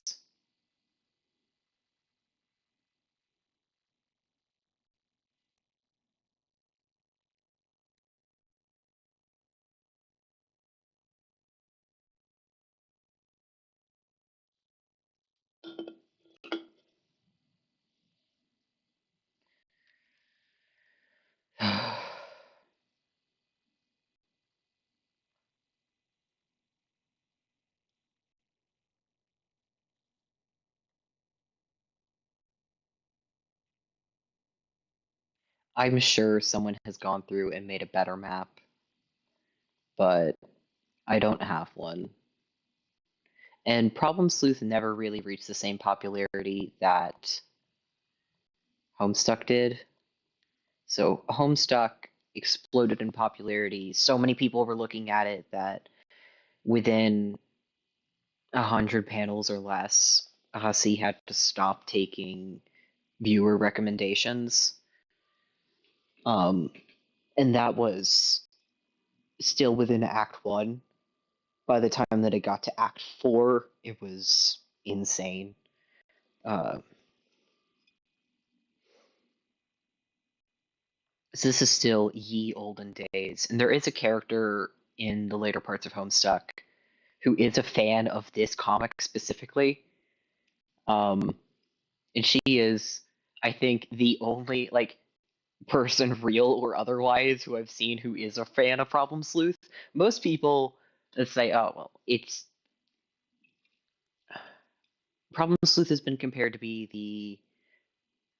the Undertale of Homestuck, as opposed to Deltarune. So Undertale to Deltarune is Problem Sleuth to Homestuck, where we have a lot of these character concepts and the basis for how combat works, and it sets the tone for how the humor works, and it's all there. But by the time you get to Deltarune, it's so on a different level that calling it the same thing is kind of wrong. Because the way that combat works in Deltarune is different. You collect TP, you have different characters who have slightly different character dynamics, stuff like that. It it's different. Problem Sleuth is it has all of the same zaniness that Homestuck will have, and nonsensicalness. bizarre characterizations and gimmicks and whatnot. Same level of humor. Homestuck also has a lot of like, oh, here's random celebrity that is like a universal constant, like Betty Crocker, the the dessert company, is a character, and I don't know if the Visipop team has gotten Betty Crocker to approve the images of Betty Crocker in this Homestuck show, or like Nick Cage, most of his movies are within Homestuck. So I have a lot of concerns. Also, slurs are like a present thing throughout both Problem Sleuth and Homestuck. I mean, it's made in like 2008, which is, but I don't want to say it was a different time because like I was alive, I was sentient even in 2008, but people have gotten a lot better in like the 2010s until now about not rampantly using slurs and not randomly having, not having random fat phobia and whatnot. So A Stick has a lot of like fat jokes where it's like, haha, he's so fat, he ate all the candy. Don't you know Problem Sleuth was collecting that candy?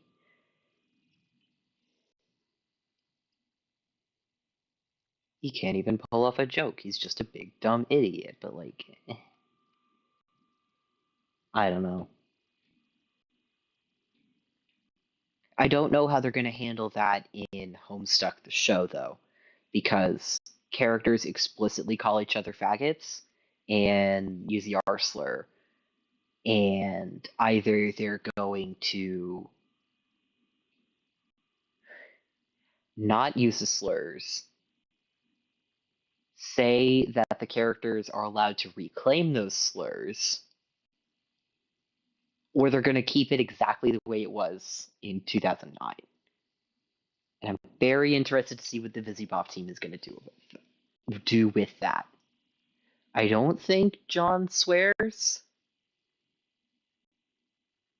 but the idea of making Toby, I wish that I knew more off the top of my head about Homestuck and like, is John gonna say a slur? Are they gonna make Toby Fox say a slur? I'm very much looking forward to it. Anyway, the dumbwaiter goes up, revealing the phone parts which had fallen down the shaft earlier. While you're at it, you compose another unpleasant note on the back of one of the others and slip it through the slot. Problem Sleuth. Get the phone parts and hook them up to your phone. Your phone is now 2/3 complete. It's ringing again. You're gonna need that receiver.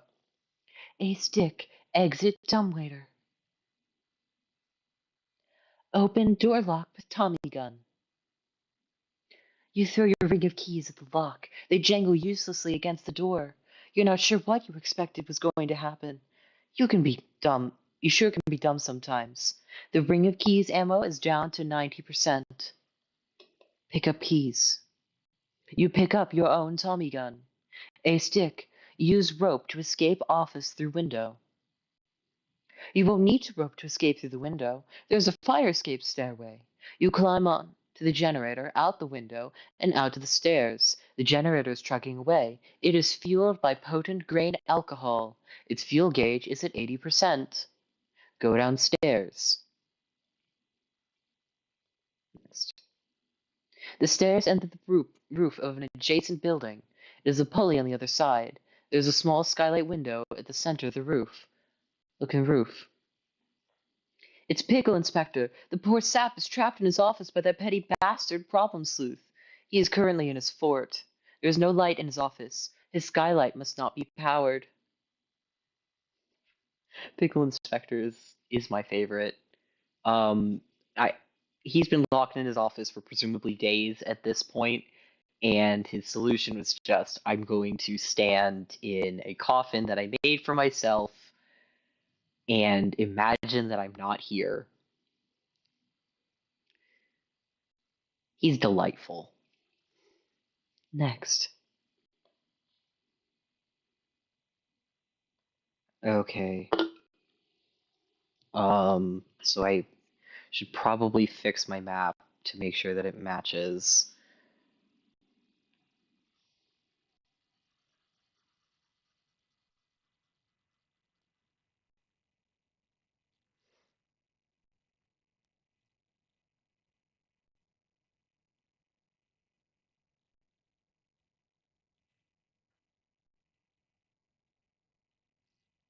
Okay, so it goes here. And then there's the staircase, right? I guess the staircase goes this way.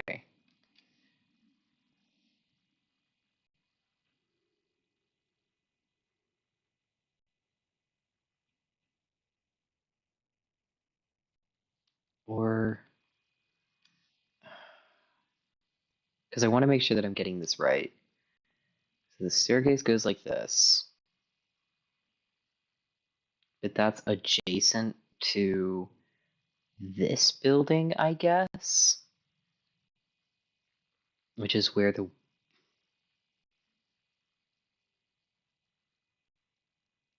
yeah, this is how it goes. And then this joins up and goes here. Sure. Yeah, that's how it connects.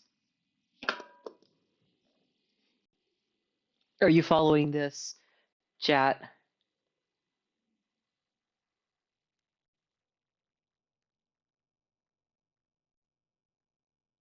Are you gonna say anything?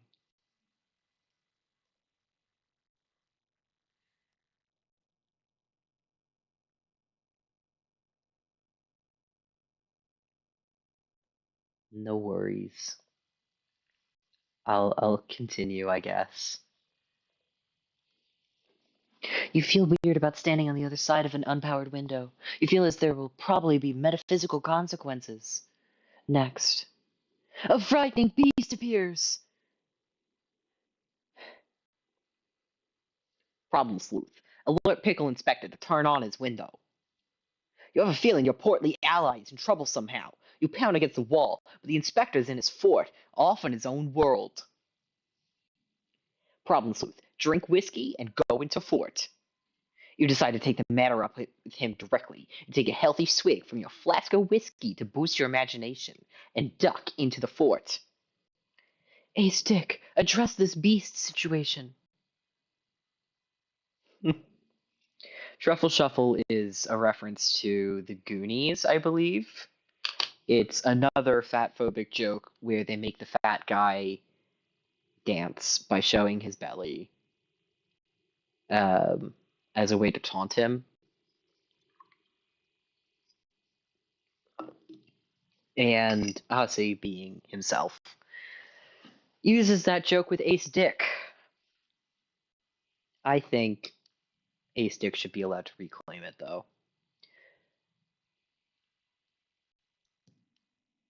Double down on it, remove the harassment bits of it, and just let him do his thing. Appease the beast by doing the Truffle Shuffle. In a stirring homage to the tubby boy Chunk in the Goonies, you lift your shirt and produce the most blubber-jostling jig you can muster. You are quickly slain by the hungry beast. So in the movie, it's just bullying. Here it becomes a thing. Ah, no, wait, never mind. You really like the Goonies, and you think the Beast probably does too, but you think a little restraint is called for in this situation. Use your keys to kill the Beast. You squeeze the trigger of your Tommy gun and fill the creature with lead. The Beast is unfazed. You are down to only 5% ammo, and you doubt the remainder of your bullets will finish off the encroaching monster. Get the fuck out of here! You run up the stairs and into the safety of your window. Vomit up key. You can't just vomit up things on command. That's ridiculous. On the other hand, when there's liquor in your system, that's a different story. Hey, Stick, take a healthy swig of whiskey to restore some vim. Well, okay, it's not whiskey. When you decide to open your cruet of brandy and throw back a stiff belt, the alcohol has no effect on your vim characteristic, but it quickly maxes out your crude little imagination gauge. Gouge. Gauge. The room starts spinning. You'll need to duck into a safe place to expend the imagination fast. Go into fort. Next. You are standing in your imaginary office. You can hardly believe how shitty your imagination is. Pick up poorly drawn gun. You pick up the shitty gun. You'd be surprised if it worked at all. Head over to P.I.'s place for imaginary mixer. Problem Sleuth is already there, trying to get into the locked office. Knock furiously on the door. You shatter the glass with your beefy fist. The joke being that Problem Sleuth tried that, I think, 3 panels in to the story. That was like the first thing the Problem Sleuth tried to do, and it failed and hurt his fist. Look inside. It is Pickle Inspector's imaginary office. He sure knows how to live it up. Chat, how do we feel about Pickle Inspector?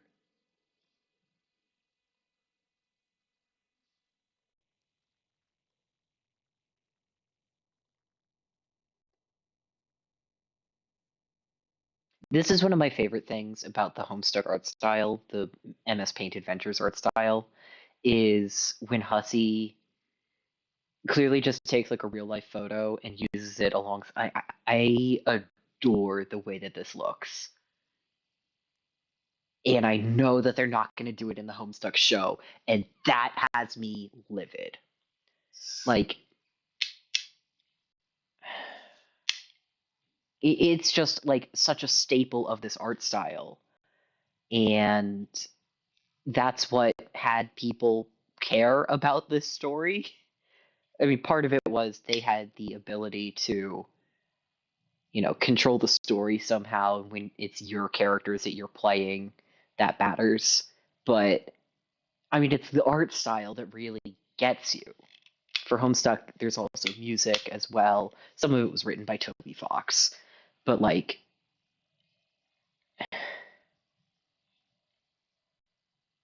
I mean, I guess it can still be the same with just the characters, but it wasn't just characters. Like a comic, it's kind of like when they do like live action um, remakes of animated films, and they're like, oh well, it's the same plot points. The characters kind of resemble the way they did before. Oh, we made a shot-for-shot remake of the How to Train Your Dragon movie, but that just says that you don't care about the art style and you don't see it as art. In this case, I look at this picture, I see art. You might see whatever you want to see, but like, and it's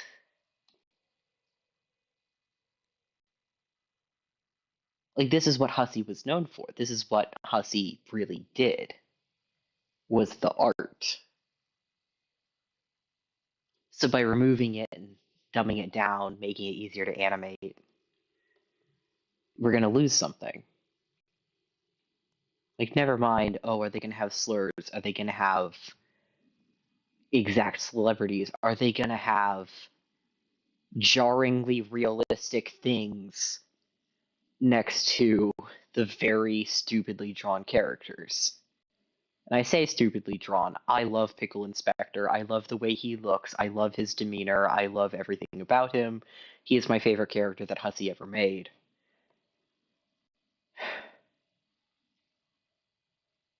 I love the little bags under his eyes. What a dear. Next, he uses his potent imaginative powers to replace the door with one of solid steel. Problem Sleuth is gone. He probably went downstairs. Follow him. We find Problem Sleuth on the street. He's rounding up items scattered on the street and tying them to the magnetic tape. It looks like he brought down a large bag of candy corn from his office. He may have considered tying it to the tape, but it is too heavy to be hauled up through the window. It would probably need to be hauled up by something stronger, like a rope. Perhaps one slung around a pulley. Problem Sleuth. Then tape up with hammer and phone pot. You let go of the tape. It is reeled in through the window with the items. Unfortunately, the hammer catches on the window's power cord and unplugs it. Next. Uh-oh. Next. A terrifying beast appears. You are both armed with imaginary weapons and ready for melee. Problem Sleuth, get that dog-walking gentleman to help you out. The gentleman appears to be a brainless non-entity. A stick. Use half-dead body as bait for that monster. Battle technique. Torso. Flail. The beast gobbles up the torso. He is temporarily placated by the red meat. A stick and Problem Sleuth. Fire at will. Your imaginary guns seem to be no more effective than pea shooters. Ace's bullets barely manage to clear the barrel. The beast suffers minimal damage. A stick, get closer to the beast and fire. You stand on the cinder blocks and take aim. Your piece of shit gun jams and explodes. The beast takes significant damage. A stick loses a life. Next. A stick has been returned to the imaginary plane. You are feeling nauseous from the earlier boost to your imagination. You puke. Check on imaginary battle. Problem Sleuth has been slain by the beast. Next. You wake up for your imaginary boss battle with a very real hangover. You quickly drink some coffee to restore your vim. Problem Sleuth. Plug window back in. Examine loot tied to tape. The recording device reeled in phone receiver and the hammer. Put your phone back together. Finally, you can field some calls from flustered broads. You put the hammer in your inventory. Problem Sleuth. Call Pickle Inspector with newly assembled phone. You don't know Pickle Inspector's number, or even if he has a phone. Besides, your rotary dial appears to have some strange symbols on it rather than numbers. You vaguely recall seeing somewhere the sequence of symbols, Star Heart Horseshoe.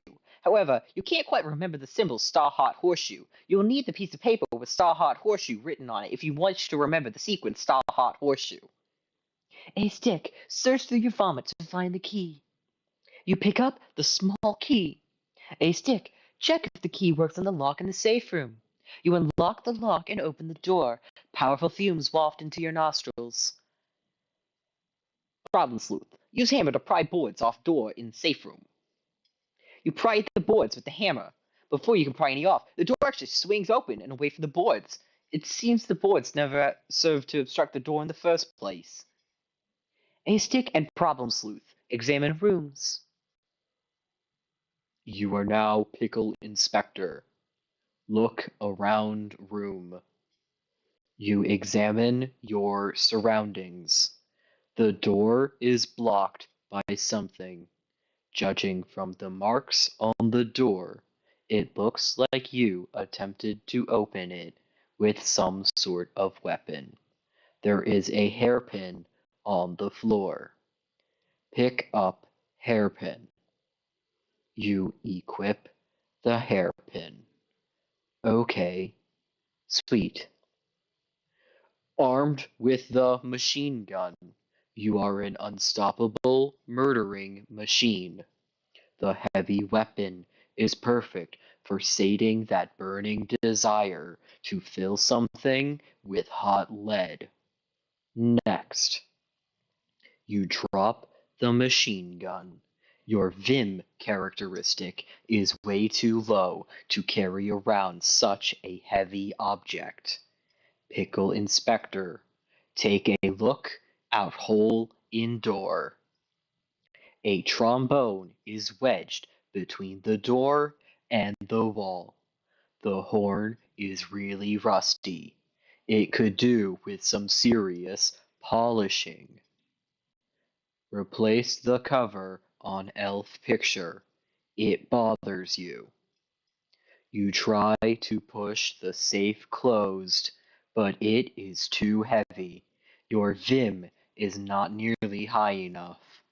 You're not sure where the elf painting cover went. Perhaps an elf took it. Elves may or may not be real. Which is, of course, a reference to the previous quest, previous adventure, Bard's Quest, um, which Hussey basically gave up on. Um, I don't remember Bard's Quest. I think they were running simultaneously at some point, but Problem Sleuth had a lot more interest behind it. So Bard's Quest gets taken down. Not taken down, but she is just like canceled. And then once Problem Sleuth ends, Homestuck begins. And then takes up the rest of Hussey's life, basically. Eat Smarties to boost Vim. They are not Smarties. They are Tootsie Rolls. Become homoerotically interested in your fan. You attempt to woo your fan by turning it on. However, there is no electricity in your office presently. There is a card taped to the fan. Look at card. You place the Glass Blowers Inc. card in your inventory. Glass Blowers Inc., offering glass creations with no erotic connotations whatsoever since 1905. Seriously, we just make things out of glass. 1-800-BLOW-HARD.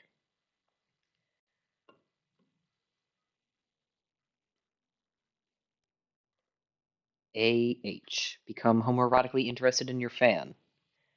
Andrew Hussey becomes aroused by fans of MS Paint Adventures.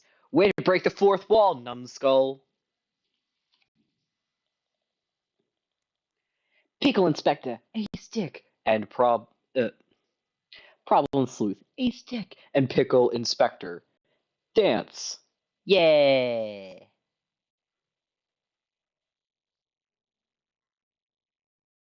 I love it when they dance.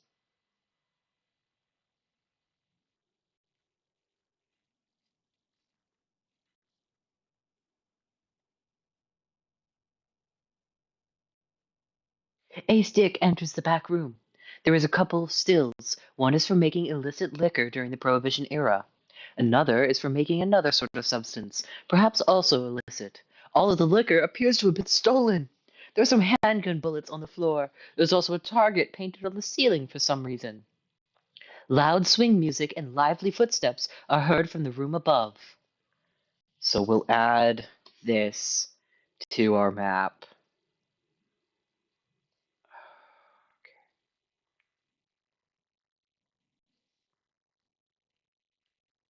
So we've got the stills. Nope.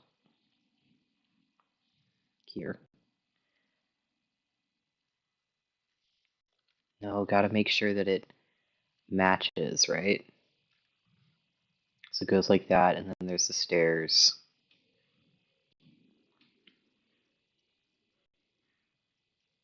There's a door.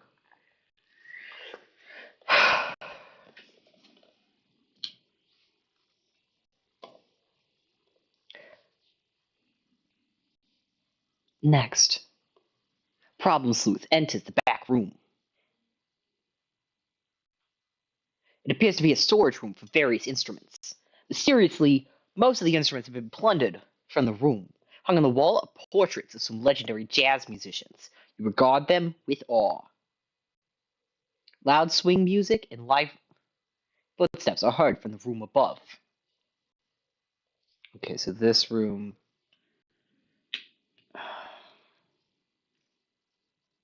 I fucked it. I fucked it. It's gotta go halfway because it connects. It gets complicated, I swear, chat. There's a reason why I'm making the map.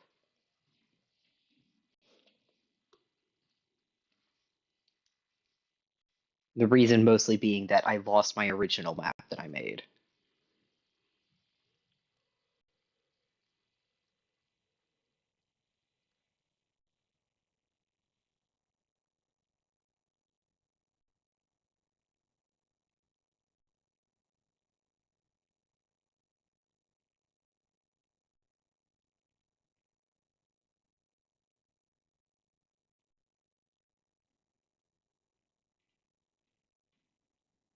It is kind of piano-shaped.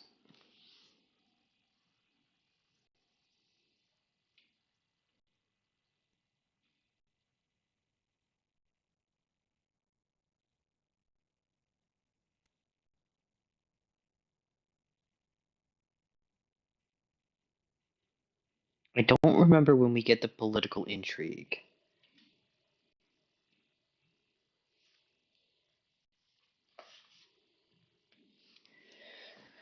Later, I guess.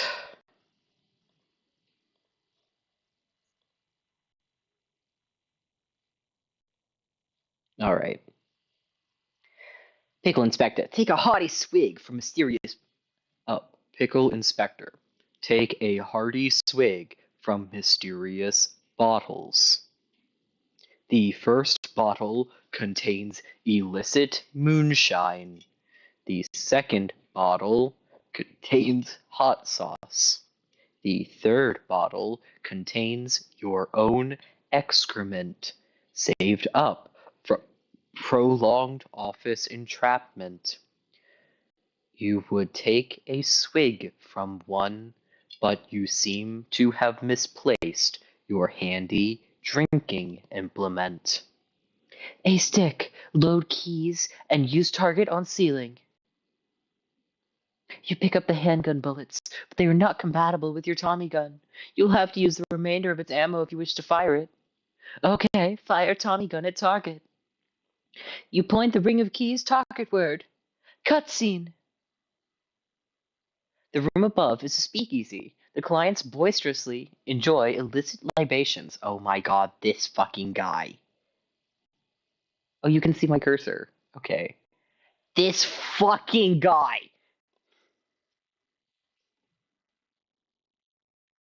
I suppose this is still a stick. The room above is a busy speakeasy. The clients boisterously enjoy illicit libations. There's a bust of the speakeasy's owner, the mobster Kingpin. He is obviously the scourge of the pseudo-prohibitionary universe. Nobody fucks with him. Next. Bullets pierce the floor in a semicircular pattern around the bust. The patrons flee in fright out the exit. The exit is now barred through some automated security mechanism, probably to prevent meddlesome coppers from barging in. So I suppose I need to add that all here to my map. Okay, where do I put this? Up in the corner, I guess.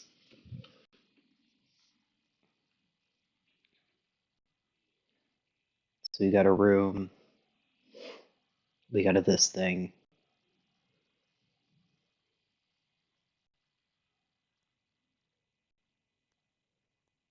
We got some doors here and here. We got a bar.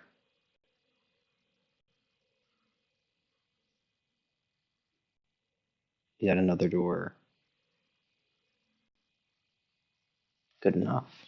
There's a fireplace.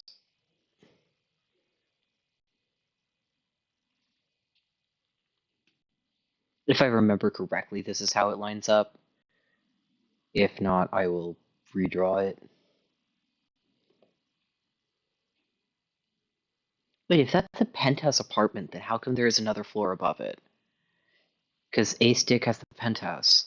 Or is it only the apartment, the penthouse in the imagination? Because that's the only thing that A Stick can imagine would be interesting, is if he's on the top floor. And it's easy to imagine. Next. The gunfire ignited the potent fumes from the stills. The room is on fire. The ring of keys is out of ammunition. Pickle Inspector. Break the glass in the door, dislodging the trombone. You take a limp-wristed swing at the glass, but it seems there is no glass in the doorframe. You tumble through the opening. Next. You are in a small room with an elf. The elf possibly guards secrets and a switch behind him. Ask the elf for wishes. Your pulchritude is too low to command the loyalty of elves.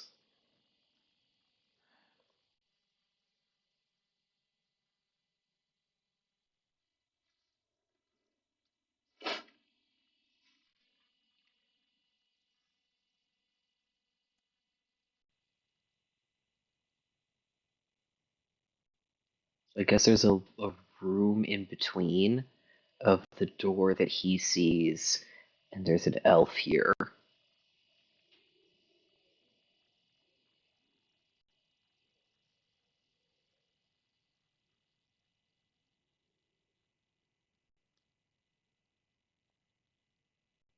Sure. And he's got a lever. Sure, we got an elf. I'll remove that. That doesn't really look like a lever.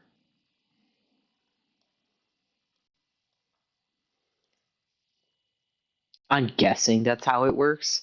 I haven't the fucking foggiest.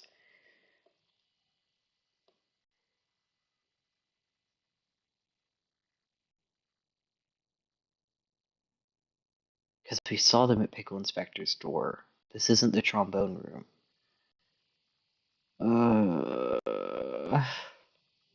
Hussy, you bastard. Leave. You exit the small room through the door. Search room for drinking implement. You find the rubber tube under your hat. Look for a container to siphon the liquid into. You retrieve your tea set from your fort.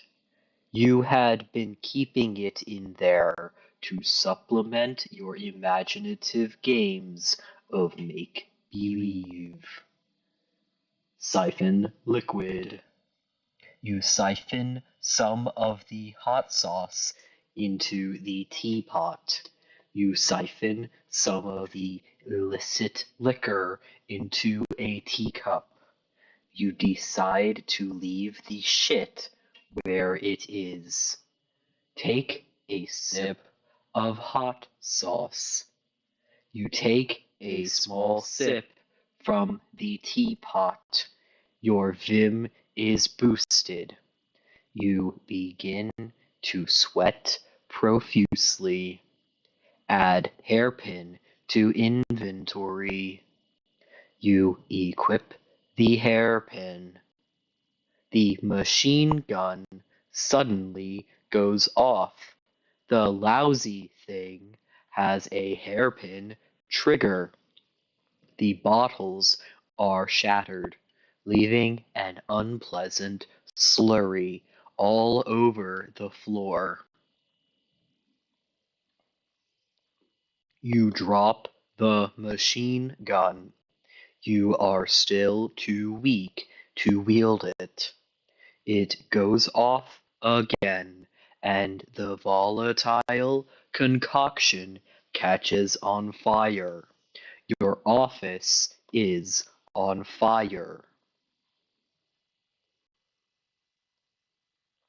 The skylight above jostles. It pops out of place to reveal a sprinkler, which has been activated by the smoke.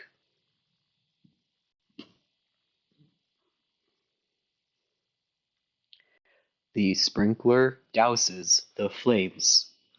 The skylight dangles from its power cord, which is plugged into an outlet on the ceiling. The water cools you off. Your vim returns to normal. Problem Sleuth. Examine plaques beneath pitches. 1. Blind Willie Buttermilk Stubbs. 2. Father Blind Pappy Ravelin Jackson. 3. Earl Stokes can't see a damn molasses fats. Extraordinary jazz legends. They bring a tear to your eye. Seems they're without the instruments, though. Problem Sleuth. Play Beethoven's Moonlight Sonata on the piano. You can't remember the notes to that song. Instead, you play an improvised rendition of classic Buttermilk Stubbs composition. Things are really starting to cook. Next. Some icons beneath the plaques are revealed. Go downstairs, attempt to open door. A stick, go up the stairs, attempt to open door. Next.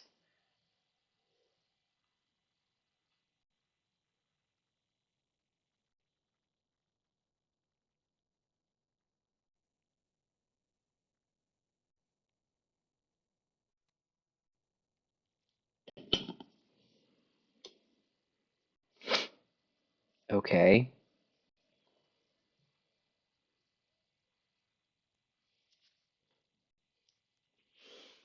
So clearly I fucked it. Let me fix it.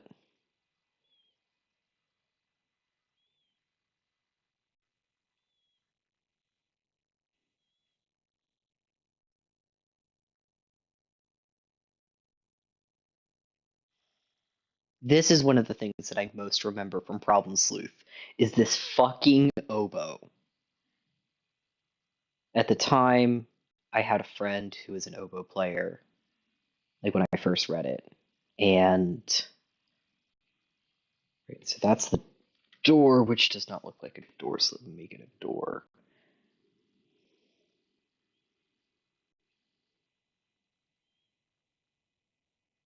Right, so that's the way into the speakeasy.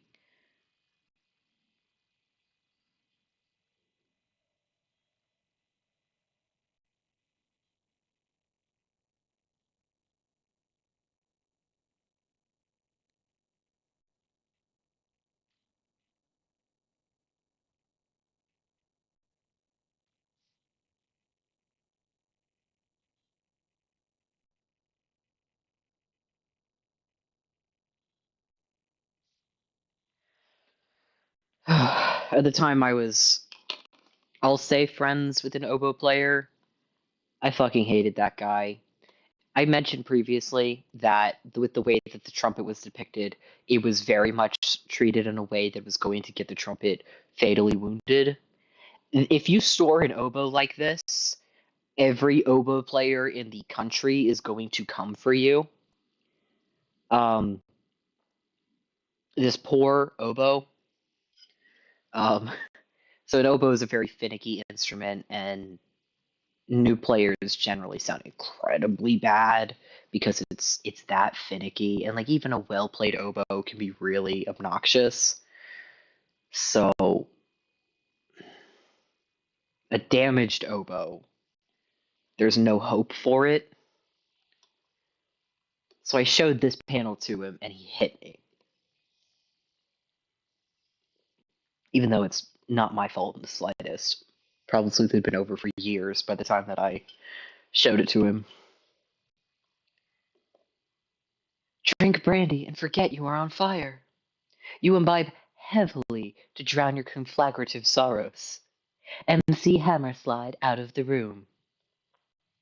Next, you enter your fort to escape the shrieking nightmare that has swallowed your life whole. Add skylight to inventory. You take the skylight, drink some illicit moonshin, and rush to your fort. You take, a sip.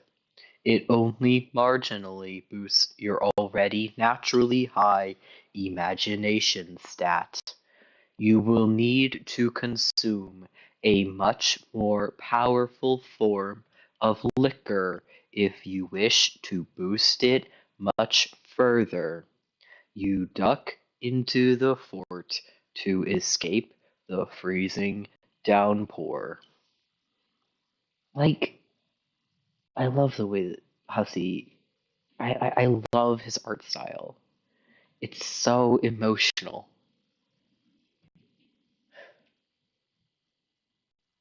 Anyway, you can hear the phone ringing from the other room. Retrieve clarinet, trumpet, and tuba from secret room. You gather up the horns. Beneath the tuba is a cartridge of Tommy gun munitions. Use instruments on respective jazz legends. You supply the instruments with the horns, even the clarinet's been broken for a while now. A switch appears on the wall. Throw the switch. The power is activated in Pickle Inspector's office. The fan turns on. Wind blows the fan on the safe shut. Next. The power in Problem Sleuth's office shuts off. The phone is still ringing. Tell Blame on phone to call back. Take slug of whiskey. You answer the phone in a hard-boiled manner. You explain to the woman gruffly that you'd love to help her out, sweetheart, but you're up to your neck in all this weird puzzle shit. You hang up. Enter Fort. Next. The Dame of Fear explains into her dead receiver, "Please don't go. She's been trapped in her apartment for hours and needs help." Oh, God. Here we reach the next confusing part of this, which is the fucking brothel. God. I lost all my viewers. Damn. Maybe that means it's time to call it quits for now. I've been at it for 2 hours.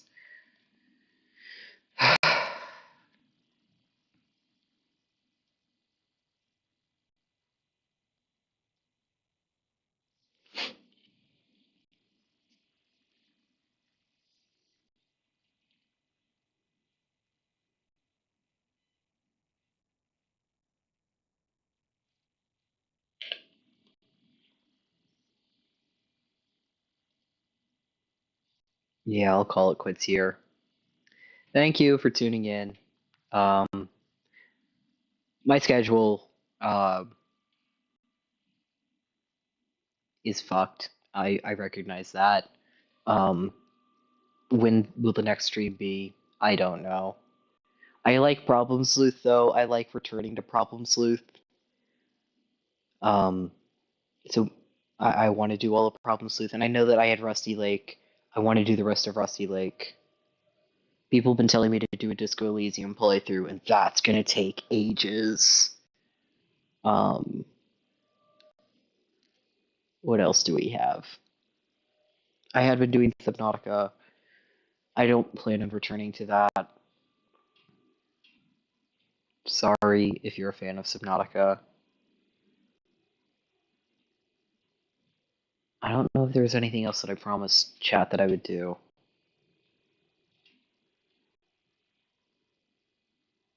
But we're doing...